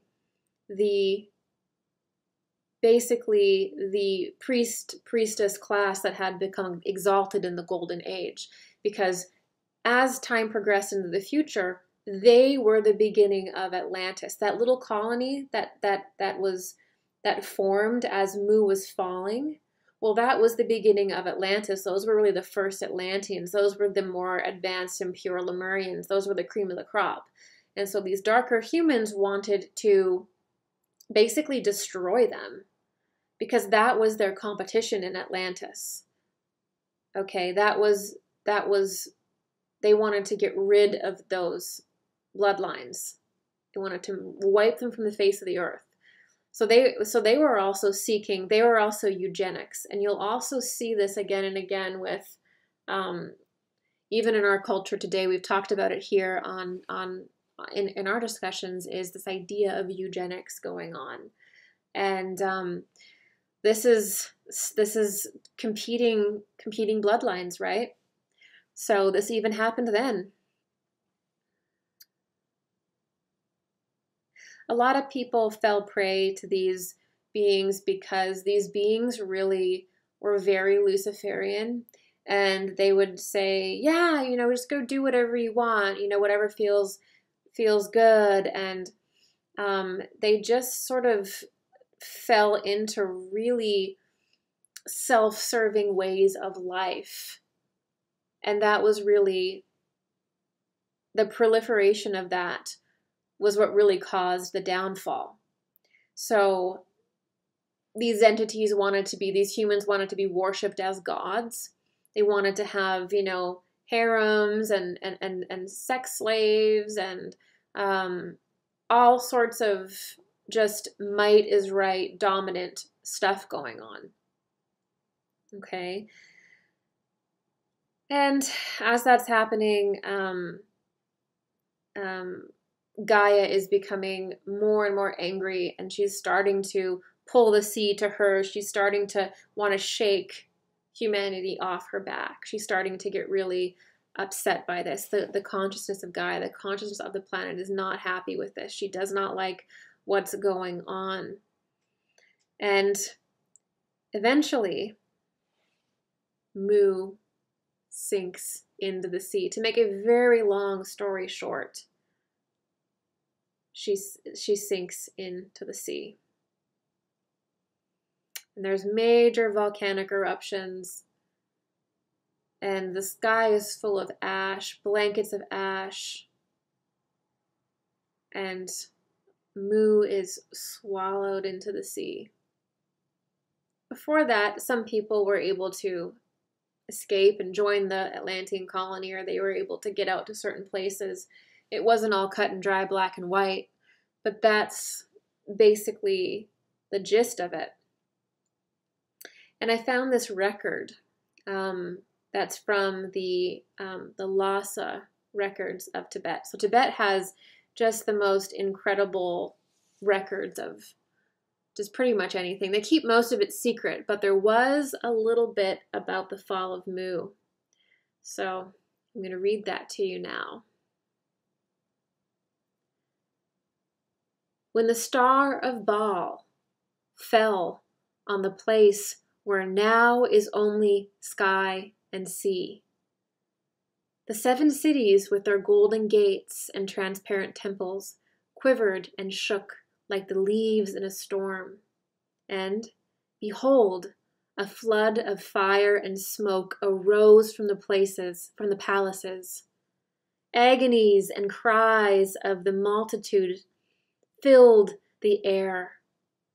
They sought refuge in temples and citadels, and the wise Mu, the hierarchic Ra Mu, Re Mu, arose. Now, Re Mu is the priest, a great priest, and he's often called Re or Ra, and so he's arising now, and he says to the people of Mu, did I not predict all of this? And the women and the men in their precious stones and their shining garments lamented, Mu, save us! Mu! And he replied, Ramu replied, you shall all die together with your servants and your riches, and from your ashes new nations shall rise. If they forget they are superior, not because of what they put on, but what they put out, the same will befall them. Flames and smoke choked the words of Mu, of Ramu. The land and its inhabitants were torn to pieces and swallowed up by the depths. And so this is in the Tibetan record about the fall of Mu, and we have the Father. We have the representative of the Father, the great being of light that was helping and guiding civilization in Mu, and he's called Re, or he's called Ra. And he rises and he says, did I not warn you about this? Did I not warn you to live service first? Did I not warn you not to use the technology? Did I not warn you not to live in a way that is so materialistic that all you care about is your riches? You shall die together with your servants and your riches.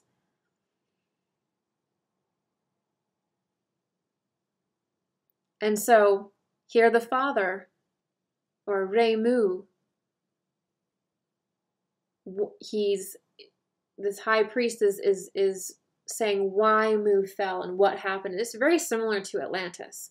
I mean, minus the advanced technology, it's very similar to Atlantis. And just to explore the idea of Re, or some call him Ra, this is a representative of the Father, and he would be embodied in the priests or the priest kings. And today he is really represented in something called the Great White Brotherhood. They appear to me sometimes as the brothers of the white sun, meaning the sun that's above our sun. And he, under his sort of tutelage with the priestesses and the crystal families, that's really what formed the parallel society away from Mu in Atlantis. That's really the momentum that did that. And he warned them, and they fell because of Luciferian tendencies. Okay? So just to conclude this talk, Lemuria was a foundational civilization. It was matriarchal and it was community oriented. It developed the first successful government in which our system is based, which is why we use Columbia, or the female fire bringer. It's also the core of all magical rites and mystical magic, all of those symbols, all of the first translations of divine energy and divine archetypes were done in Mu, and it became the foundation of magic and culture that Atlantis proliferated.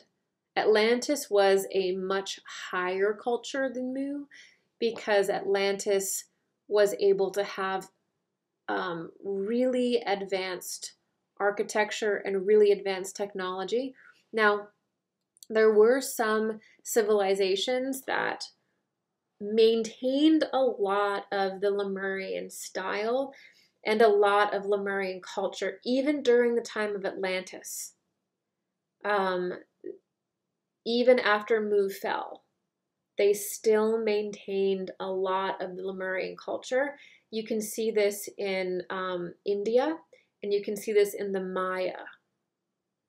And they maintained a lot of that aesthetic and a lot of the original look and feel of Mu. And a lot of the feminine traditions are much more sensed and alive, I would say, in even the Eastern traditions. And those civilizations and societies are a little bit closer to Mu. When we start getting into Atlantis, it was a much more advanced, they had crazy advanced technology, and they had areas of the world that were a little bit more Atlantean. But the Mu culture didn't completely die out. There were still areas that had survived, and some of them kept the traditions going. So even today we can see a really beautiful mosaic of cultures and areas in the world that look a little bit more like Mu. Some look a lot more. And so we have this really interesting kind of mosaic of different aspects of ancient civilizations being painted throughout and reborn again and again and again, which is really what humanity is we just live through all of these eras, and we just reincarnate not only our own selves, but also these various cultures again and again. You know, very clearly Greece is very similar to Lemurian culture with the oracles, with many of the traditions and the culture. And then you have Rome, which is a lot more similar to which would be a lot more masculine influenced. So this basic pattern, there's so many basic patterns that tend to repeat themselves era after era, or epoch over epoch. Every era that we move forward, the same issues just come into play a little bit deeper. Okay, so yeah, I'm now going to get to your questions now. See that I have a lot coming in, so I'm not going to do any more talking. Okay, this one is, I'm not actually going to say the name because I'm going to put this on YouTube. So this question says, on Mu, was it more about connecting with deities or with their higher selves? Did they have missions or purpose or life purposes, very individual purposes, even though it was so community-based? This is a great question. So it's really interesting when we look at the structure of psychic connection. What they were really connecting with on Mu was their higher selves. They were connecting with their higher selves, and you could even say that some of the contacts they were having were aspects of their higher selves. In the later portion of Mu, near the end of the Golden Age, The beings that they were contacting were starting to personify a lot more. The earth was becoming denser, and the portals were becoming worked, and they were becoming a lot more strong. They were becoming a lot more delineated, and you were starting to get actual beings coming in that weren't really necessarily their higher selves, not directly in the way that maybe an orb or a light would be your higher self. These were actually beings that had their own personalities, that had a soul connection to the Lemurians they were connecting to. Absolutely. It was more like a family at that point. But the interesting thing is, the beings on Mu were absolutely guided by higher beings, and they were absolutely interconnected with themselves in other civilizations. In other times, and they were feeding into one another. Okay. Gigi, how can one learn to connect, work with the womb in the way of the women of Mu, especially if one has a lot of trauma in the lower chakras and womb and resistance to being fully in the body?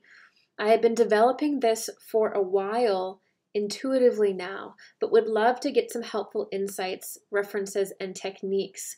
Would you say the term transmutation gets close to what it feels like?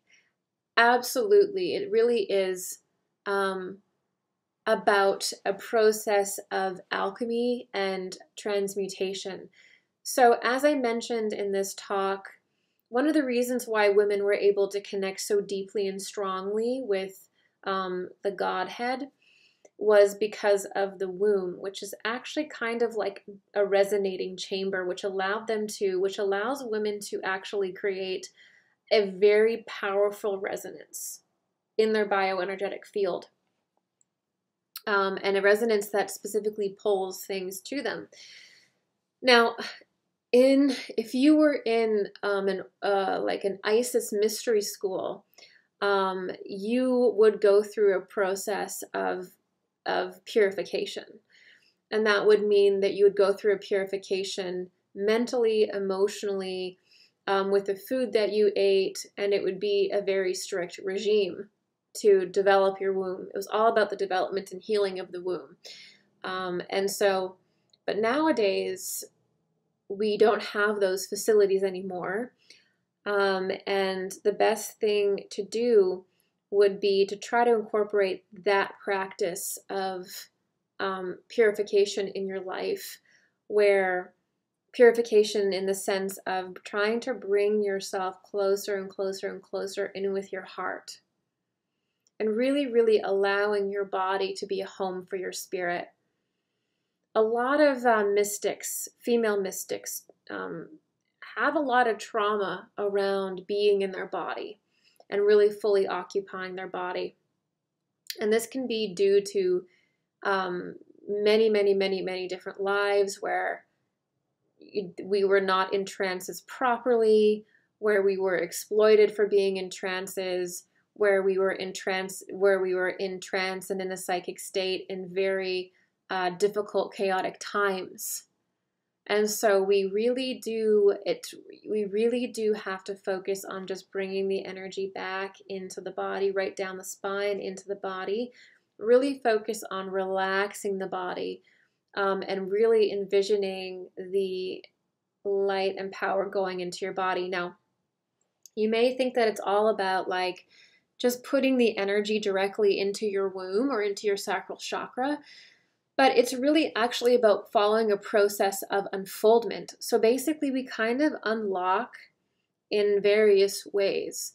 So you can do visualizations about your womb, and that can actually be really helpful, but always keep in mind that you really want to just follow your natural flow of healing, which means when your shadow arises, always try to listen to it and sit with it and be present with it and deal with whatever arises. We actually have a very powerful system for working through shadow. And oftentimes our shadow will rise up and we'll just kind of push it down. And so try to get in the habit of dealing with whatever comes forward. and really sitting with yourself and really listening to yourself. And then as you're doing that, you want to just start bringing in a loving emotion for yourself.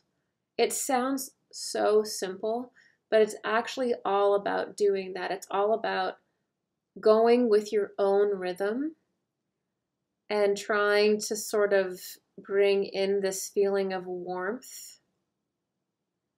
And that will create this natural unfoldment process that will remove everything that you need in order, that will allow everything to begin to flow where it needs to go. It's not necessarily about focusing everything on the womb. It's really about clearing the whole body, and then that allows everything to gain power and gain force. I'll have to actually compile something that really specializes in this. But you're going to also want to learn about the sacral chakra, learn everything that you can about the sort of more feminine mysteries. They're usually under the Mary mysteries. That's usually where they tend to go. But just know the most important thing is that your womb, or for anybody watching, is already trying to heal itself. Our bodies have an intelligence to them where they're always trying to heal. They're always trying to bring prana and chi and life force wherever they're needed. Always. And so it's really just about getting quiet and getting aligned, following your intuition, and doing it all the time and not falling behind with it. It's really those little things that cause the most healing in the body. There are specific exercises and techniques and myths that directly can build up the womb, but I would have to take a moment and prepare something specifically about that and write that. But even those specific practices and those teachings, the first thing we need to learn and understand is that our body is always trying to heal itself. And the first thing we need to do is get in that homeostasis, that disciplined state of having a disciplined day where we take care of ourselves. And only then can we even begin to do those anyway. If that makes sense.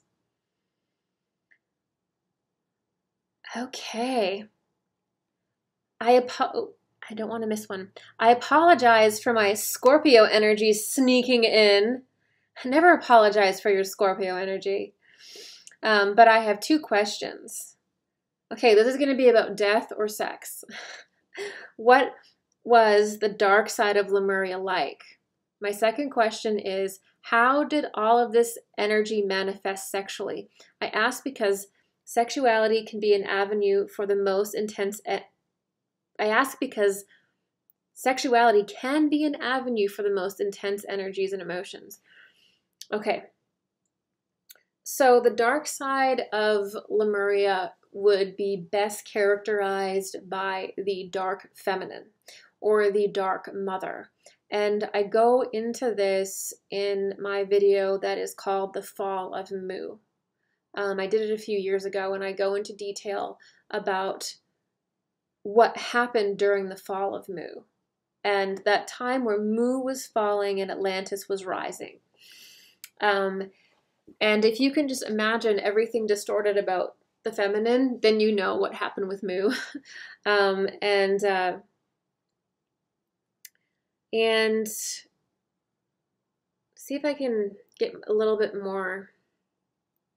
I would really put it down to Luciferian impulses. Like if I had to say the danger of the feminine consciousness going out of control, which is kind of what happened in Mu, that's the danger of Luciferianism. We're just following whatever feels good. Imagine what we do as a society if we only follow what feels good. We forget to think about our shadow. We forget to think about, does this impulse come from a holy place that is going to better me and better the world, or does this impulse come from a self-serving place? So if you were to only follow your self-serving impulse, then you're going to destroy yourself and the world pretty quick. If everybody does it, it's just the world wouldn't even survive. So that's really what happened in Mu.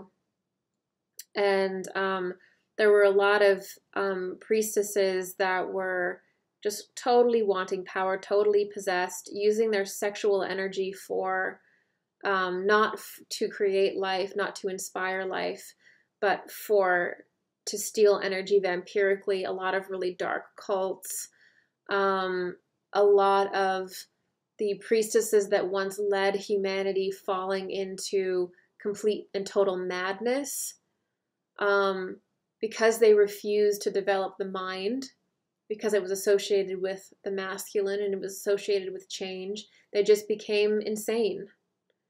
They just eventually became insane, like rocking in a corner, unable to communicate, insane, because they insisted on doing all of these spiritual practices and continuing to connect. The portals were going dark, all this dark energy is coming in, and you lose your mind, you go crazy. And you can actually see this with, there's some black magic practitioners today where at the end of their life, they just have this look in their eye like they're just gone. Because the darker entities, when they come into your life, they come in to not better your life, but to feed on you and your consciousness. So they got stuck in this stunted state. And a lot of the women, a lot of priestesses went crazy. They went mad. They couldn't develop discernment. They couldn't develop their consciousness. They used really negative versions of sex magic as well. Any type of sex was good. They started using sexual magic in weird ways, just because of how powerful it was. The manipulation of men, using sexual energy, the confusing of men, using sexual energy, that's all feminine black magic, Lemuria stuff. Really toxic stuff that led to the more masculine era of Atlantis. Now, Atlantis was not like a super duper patriarchy or anything like that, but it was significantly more structured, and the mind was becoming developed in a much more significant way. And they were safeguarding the society to basically not go through what Mu did. Atlantis was all about trying, through the crystals, they had kept all of the memories of Mu. They were Atlantis was trying to take the good of all of the phases of Mu and leave the bad behind, to come up with solutions for all of the dark things that happened with Mu. And that's where we got the real beginning of our civilization.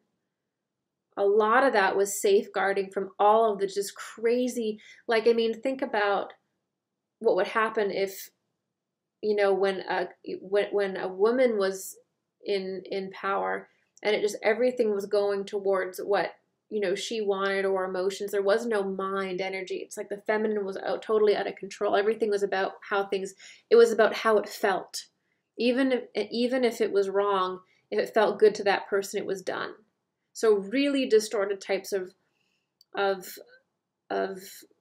society were setting in, because the female leaders that were in place were not what they used to be, because energy had changed and they refused to change. So that's the dark side of Lemuria. And a lot of the masculine consciousness today is still damaged by Mu. They're still hurt by it. They remember deep in their soul, they remember being abused by women, by being abused by the feminine. And that's why it's so important that we have a really holistic view of our history, because the patriarchy swings in a really extreme way as a response to the matriarchy swinging in a really extreme way. And we keep going back and forth in these extreme polarities, not realizing that there's this middle path we can take that is the union path, that is the best of the feminine balanced by the best of the masculine, because they both have a light and shadow. Okay. And the sexuality aspect of Mu was a very big deal. There was no shame around sexuality, and it was part of life. It was part of magic. It was holy. But then, as time marched on, the human body began becoming more and more physical, and it began to contain more and more pain. And so sexual function changed because you can't do the same types of maybe sex magic when you're carrying a lot more shadow and a lot more pain in your energy body. So the sexuality really changed for that reason, because humanity was changing. Its energy body was changing. Its physical body was becoming denser, which meant that people's ideas about sexuality was changing. And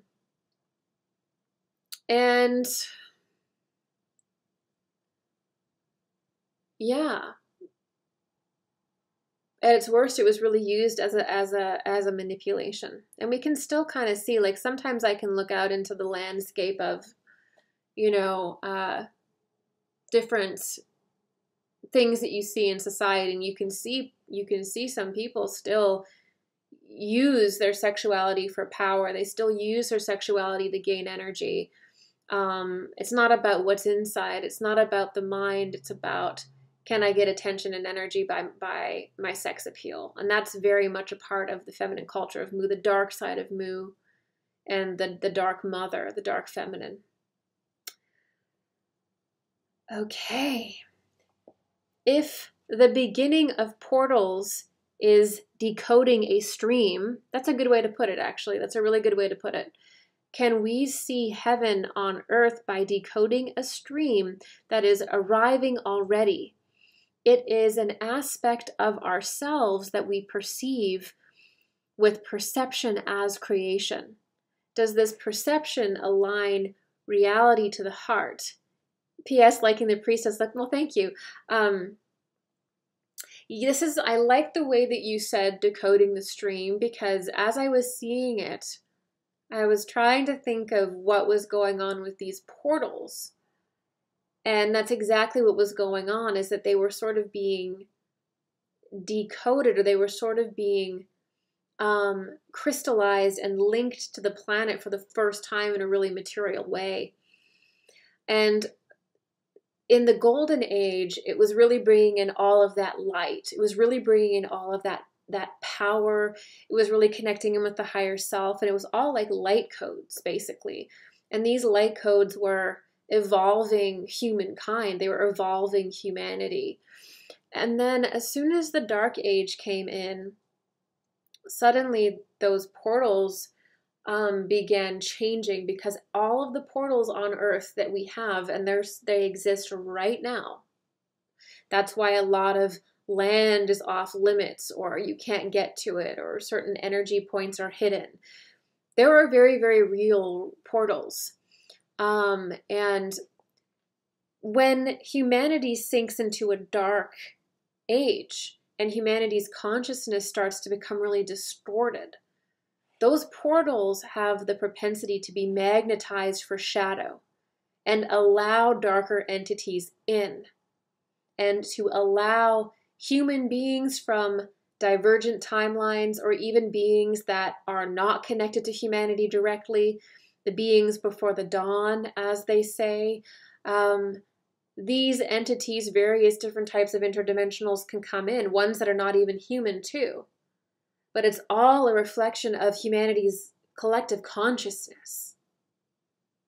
That's what really decodes the portals. That's what really determines what's going on. And that's why, we talk about these beings being in the inner earth. We talk about, sometimes you'll hear about people in stasis, or certain energies that are on the planet, and they're not living on the surface, and they're not living like we live. Yeah, because there's a major portal system that is connected to Earth, that's part of Earth, that can go very bad very quickly if there isn't a certain amount of consciousness that's light on the planet. And so there are various different humans, various different people. Some of them you could call Pleiadians or Venusians or whatever, that will come in through the inner Earth, and they will secure that portal. They'll secure their portals. They'll try to secure Earth's portal into higher worlds. Sometimes they'll incarnate and become spiritual teachers so that consciousness can evolve. Because even them having a presence here is not enough. Humanity has to rise. Humanity has to learn to grow on its own. And so there's always a mix of interdimensional beings or just advanced humans that are within the Christ stream, the Christ impulse, that live within the Earth, because the Earth is actually multi-dimensional space. It can phase in and out. It's not like the surface. And they also come on the surface, though. You could walk by one on the street and you probably wouldn't know. You might notice a shinier aura or whatever. But they're here and they're holding down the fort. And then there's also times where they will incarnate and they will teach. Because again, humanity has to move forward. Humanity has to grow. But it's the combination of these two things. But a lot of that has to do with also keeping Earth linked to her higher worlds, to her higher aspects. Remember, these beings from the Christ stream, the Christ impulse, the higher realms that align with Christ consciousness, they live in a higher form of Gaia. They live in a future Gaia that's higher in density. So they want to keep Earth on that track, uplifted into that vibration. So they're here and they try to keep it together. They try to keep Gaia and all of her higher worlds connected. The lower beings try to do the same thing. The lower beings want to keep their hold on Gaia and keep trying to suck it dry and keep trying to convert people into their lower stream. Right? So our perception really does align in our heart, because the heart for us at this time is the secret to everything. It is our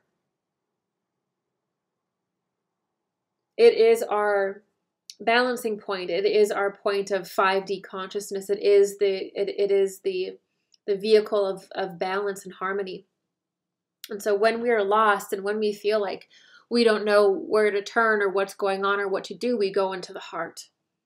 And the heart, if we can just bring our focus into the heart by bringing a smile into the heart and by bringing our presence there,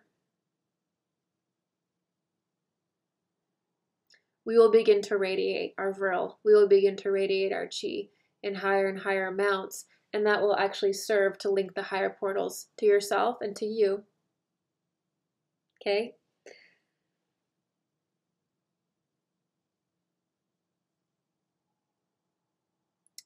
All right, this one says, could you share a bit about a life or lives you've had on Mu? Thank you for this amazing talk. Absolutely. So I've had a lot of these different sort of lives connected with Mu, and one of the first lives that I remembered was I was standing at this board and I was teaching young priestesses, and I loved these girls. Like, these were my girls. And I was teaching, and I remember feeling the sun arrive or the sun change. I remember being like that. Like, I remember the light changing. And I remember feeling that little bit of chaos. Like, what's happening? What's going on? Why is the earth changing? And I kept teaching day after day after day. And I noticed that my girls, they were becoming crazy. And they were not all of them, but a few of them were starting to lose their minds, like go mad. And it first started because our tradition was to have very long hair. And on Mu, the hair was considered to be like a very sort of sensual part of the human that was very full of senses and energy, and you wanted to have like very long hair, and it was often done up very like interestingly, and it was a real point of pride, your hair was. And I just remember, I can remember it now, and I just remember like the chaos starting in the air and turning around, and I see this girl, and she's cut all of her hair off like a boy. She's cut all of her hair off. And everybody's freaking out, and they don't know why she's cut all of her hair off. And it's just like almost like a buzz cut. And we're all like freaking out because, you know, she'd built up her hair for so long, and it, you know, was part of the thing. You had to grow your hair.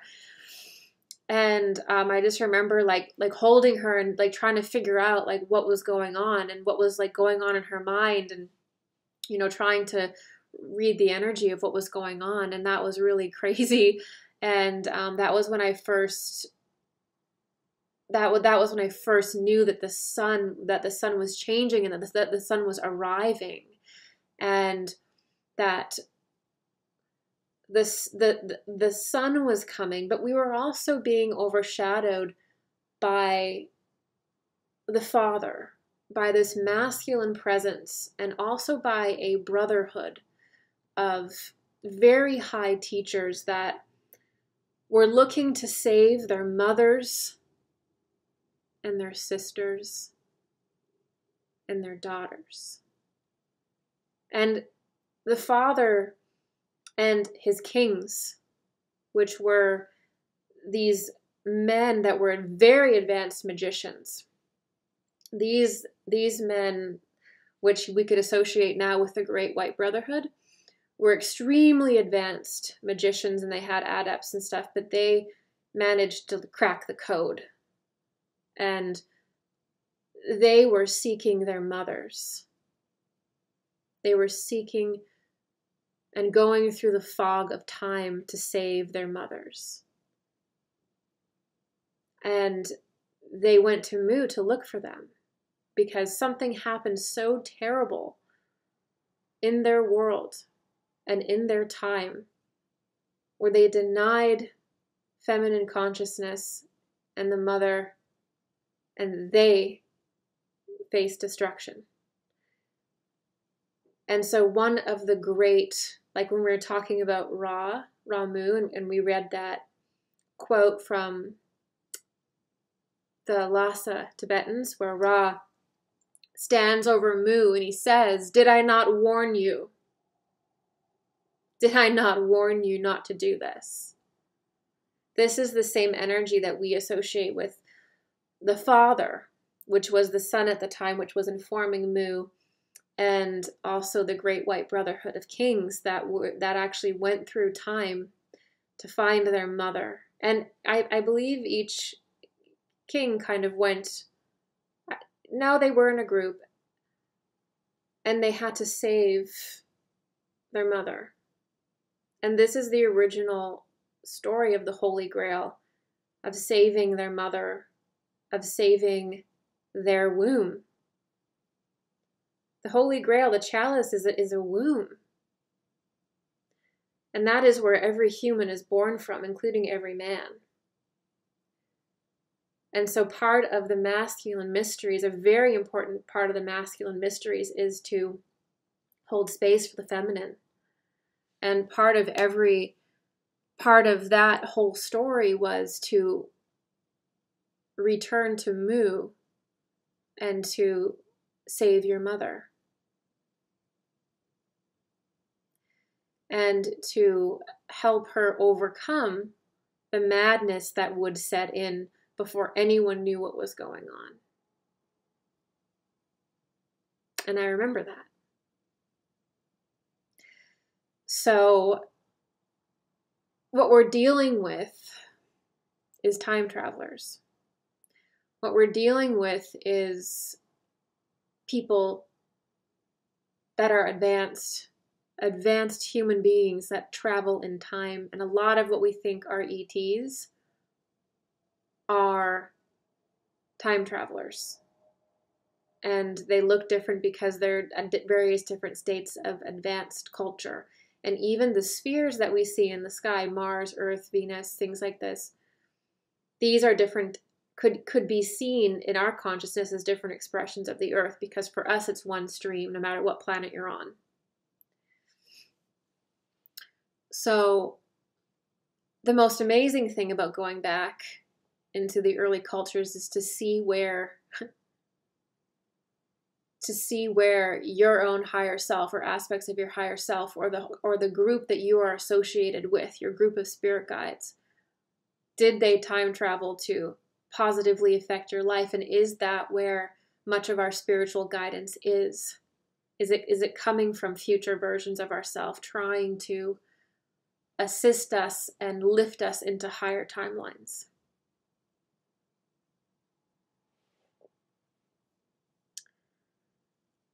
All right. This one says, what do you know about Ramtha, the Enlightened One, channeled by Jay-Z Knight? He is supposedly a Lemurian ascended master during who initiated a war against Dark Atlanteans. I didn't know that. That's really interesting. I have heard good things about Jay-Z Knight. I honestly haven't tuned into a lot of her stuff. I don't know. Lemurian ascended master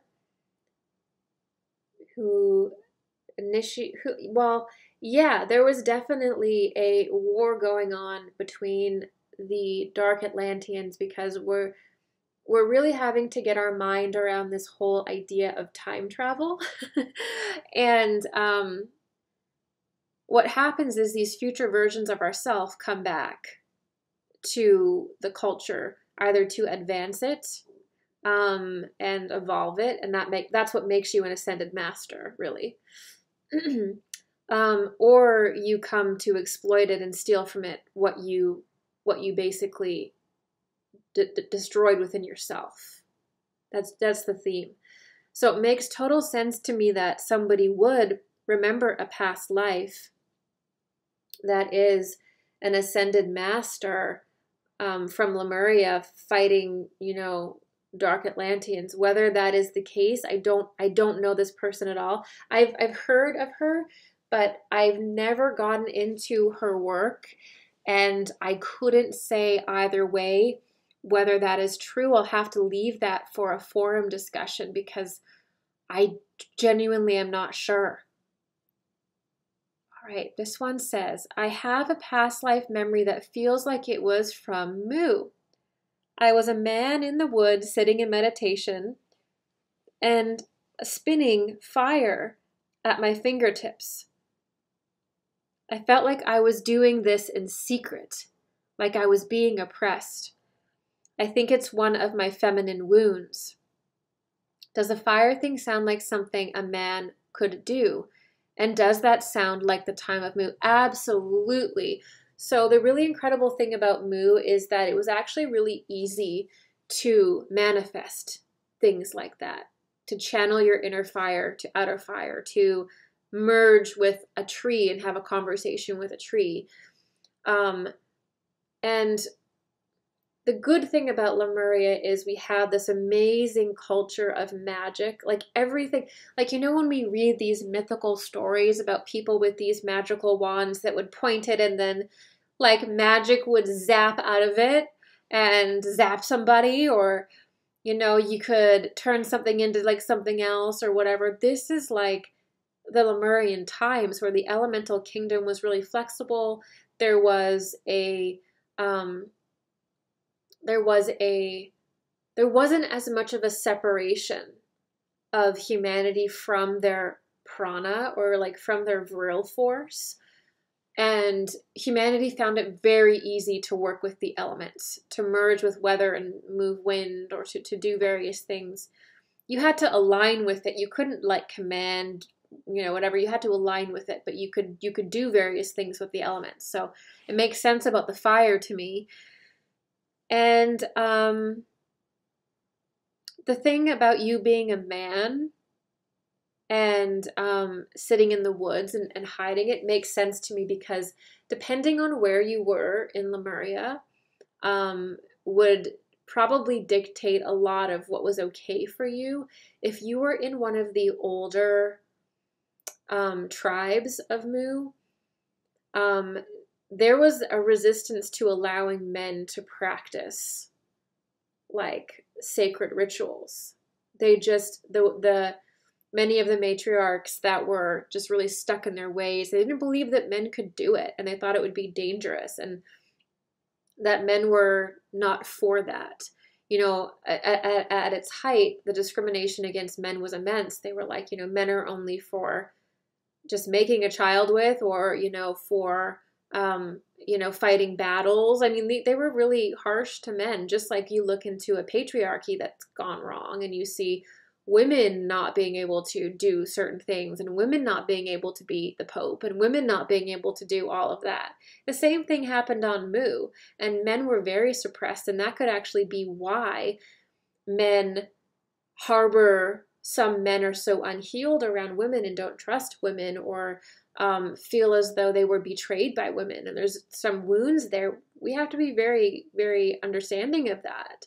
Of the back and forth between the masculine and the feminine types of civilizations, and the damage that is done within them to consciousness. Because we're always moving through that karma. But this makes sense to me. You could have been oppressed because you were male. You could have been oppressed because the psychic circles were getting very cliquey, and maybe it was about bloodlines or something weird like that. But this does sound like Mu, because of the ability to manipulate the elements and minerals. Was like you could do amazing things, even more things in Mu than you could in Atlantis. Even in Atlantis, things were getting a little bit more difficult.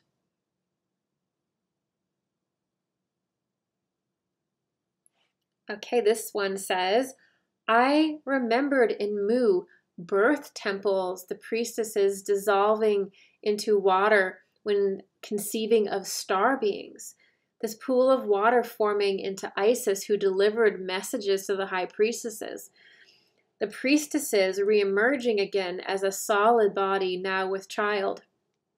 This water dissolving, a metaphor for the feminine energies. Is this water dissolving a metaphor for the feminine energies they surrendered to, or was it literal?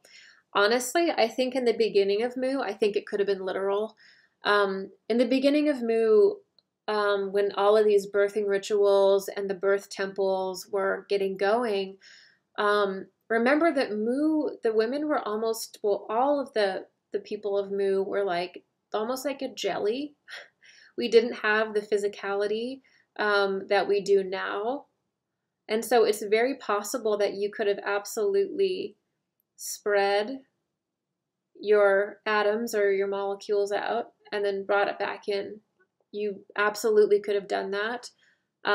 Water has always been associated with the feminine mysteries, and it's always been associated with birthing. Only in our modern times and some modern cultures have we stopped involving water with the birthing process. It's always been even in Atlantis, the best birthing rituals from Mu were carried over and perfected in Atlantis, which also had various birthing rituals involving baptisms with beautiful bowls, with babies. involving conception temples, involving birthing temples. It was the best of the best of Mu brought to Atlantis, and that's why people say, you know, it was such a shame when Atlantis fell, is because Atlantis really was a conglomerate of really good things from Mu, that they were able to evolve enough of a government structure so that it didn't go so heavily into the emotional craziness that Mu did. And the conceiving of star beings is actually really important because, as mentioned in the Christ stream, with the Maris or the Marys, Mari or the Ma, there's Ra and then there's Ma. The Ma would also be the female priestesses. It was Ma or Ma-Ri, Ma-Re, Ma-Re, Mary. So this is the name of the female high priestesses. Something's getting in my nose. They,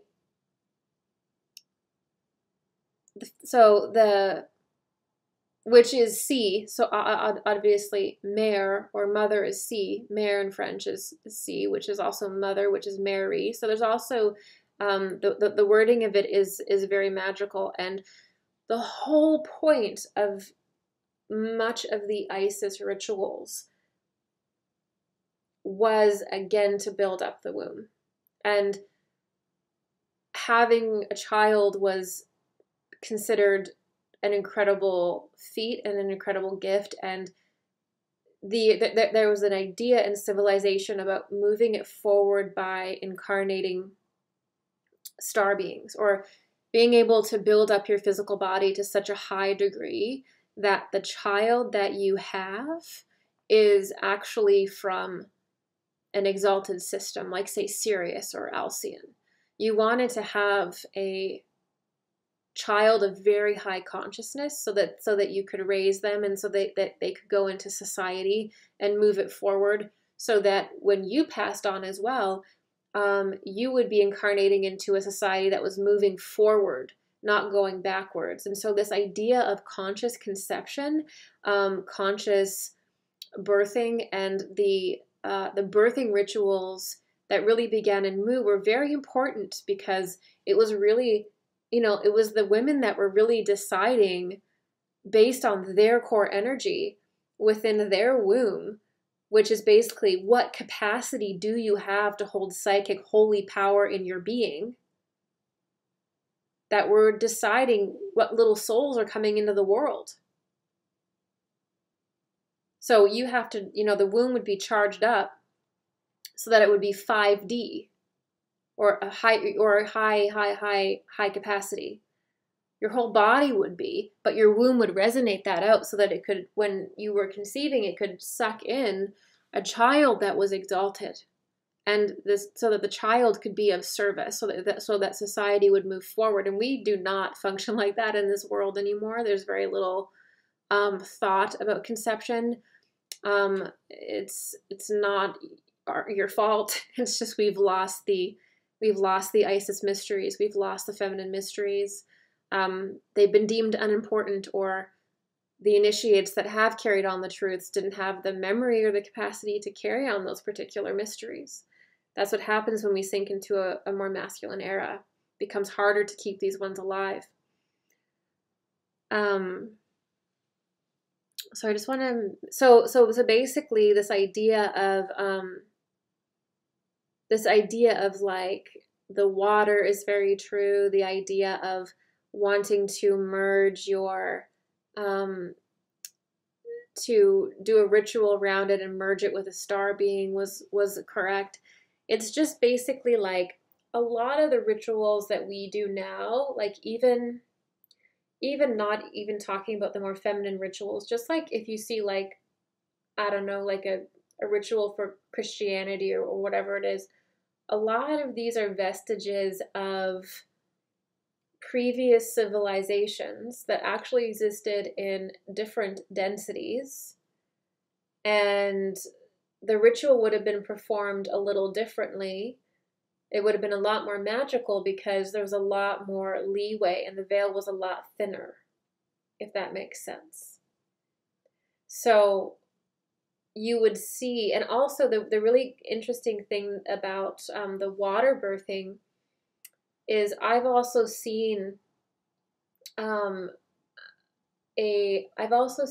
rituals around this where um, they were like called lotus babies or babies of the lotus, and they were had by the Maris or the Marys or the Ma's. These were the high priestesses or the priestess. Everybody was sort of, back in those days, everybody was aspiring to be initiated into these schools and into these temples. There wasn't people that were really like outside of it. It was just how far had you built yourself up, right? We don't have that now, but that's like everybody basically was seeking that. There was also a desire for the women that were from future timelines or from technically the future to come up from the inner earth, and to also give birth and also contribute in that way, try to give birth on land, on the surface, and trying to bring that energy more and more into the world through that way. So that was also through the water, because they would appear through the water and they would disappear through the water, because it's just basically like a giant cauldron. Water is just basically a medium of transformation. It's just like ether. So you can do a lot of different magic with it, especially if your energy body is anointed or evolved to the point where you can, do these incredible things. All right, so I guess that's all my questions. Today was a little bit of a story time day. It wasn't so much of like a, teaching some deep metaphysical lecture today. It was really just sort of, talking about Mu, talking about Lemuria. And Lemuria often, it doesn't get talked about as much as Atlantis, but what we find is that when it comes to the Isis mysteries and the feminine mysteries, a lot of them exist in a very pure form. And before I forget, obviously the crystal families that developed in Mu, in Lemuria, they were the crystal holders of Atlantis. And the crystals of Atlantis were the crystals of Mu. So the crystals that the higher orders were preparing, because the enlightened teachers were telling them to, those went on to become the structure of the Atlantean energy system. So people always wonder, where did the crystals come from Atlantis? Where did they, well, they came from Mu. They came from the prior civilization, which had to kind of disappear from humanity for a while, as Mu was falling and the various things happened. But the crystals were specifically the best of the Lemurian energy, the best of Lemurian culture, and they became the foundation of Atlantis. And they're what allowed Atlantis to really form and take root after the fall of Mu, because all of the best was stored and they didn't have to lose everything and start from scratch. So there's always been this culture on the earth that is of the Christ stream, or that the Christ stream is really just a stream of consciousness that is Christ consciousness, that you are either, that you flow in, basically you align with. And they are always around the planet. They're with us, and they have incredible records, and that's where the crystal keeping comes from. And the worst thing that could happen when a civilization falls is to have nothing, to have no idea who you are, to have no idea, you know, in a couple generations, you can fall so far, as we've seen, looking at Atlantis. But the challenge becomes with these humans that are more advanced, that are incarnating here, but that also exist in a more advanced form here too, is how does this higher technology, these crystals, and when is it brought forward, and the responsibilities around that? Because in Mu, there was enough power to bring it down, due to certain very raw fundamental technologies mixing with the mind. So the challenge of the beings that are within the Christ impulse, the ascended masters, the higher adepts, all those beings, is how to move society forward and to keep society civilized and in service to one another and going upward and evolving, and keep it going, keep initiating without exposing too much of higher technology or too much with too much higher energy to the point that it doesn't serve. So that's part of what that higher group that was working with the Lemurians, that you could say were Atlanteans, that still works with us today. That's kind of what they always battle with. Yeah. So thank you guys so much for joining me today. I had an absolute great time with you. And as always, I will be with you basically this time next week. We're going to do our live Q&A next week. And I will be on the other page. The page that you're on now is basically going to be for these live lectures that I'm doing. And also I'm writing some workshops that will be basically 2-day workshops, so like a Saturday and a Sunday, and those will be here. My lectures will be here, but there's going to be the page beside this, or the other tab, which is the live Q&A page, and that's where I will appear to take your questions every second Sunday.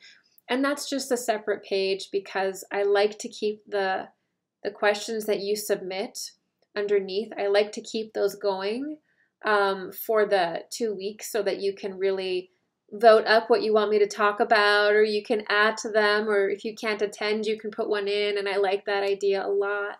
So that's why there's 2 separate tabs for these 2 different types of live streams.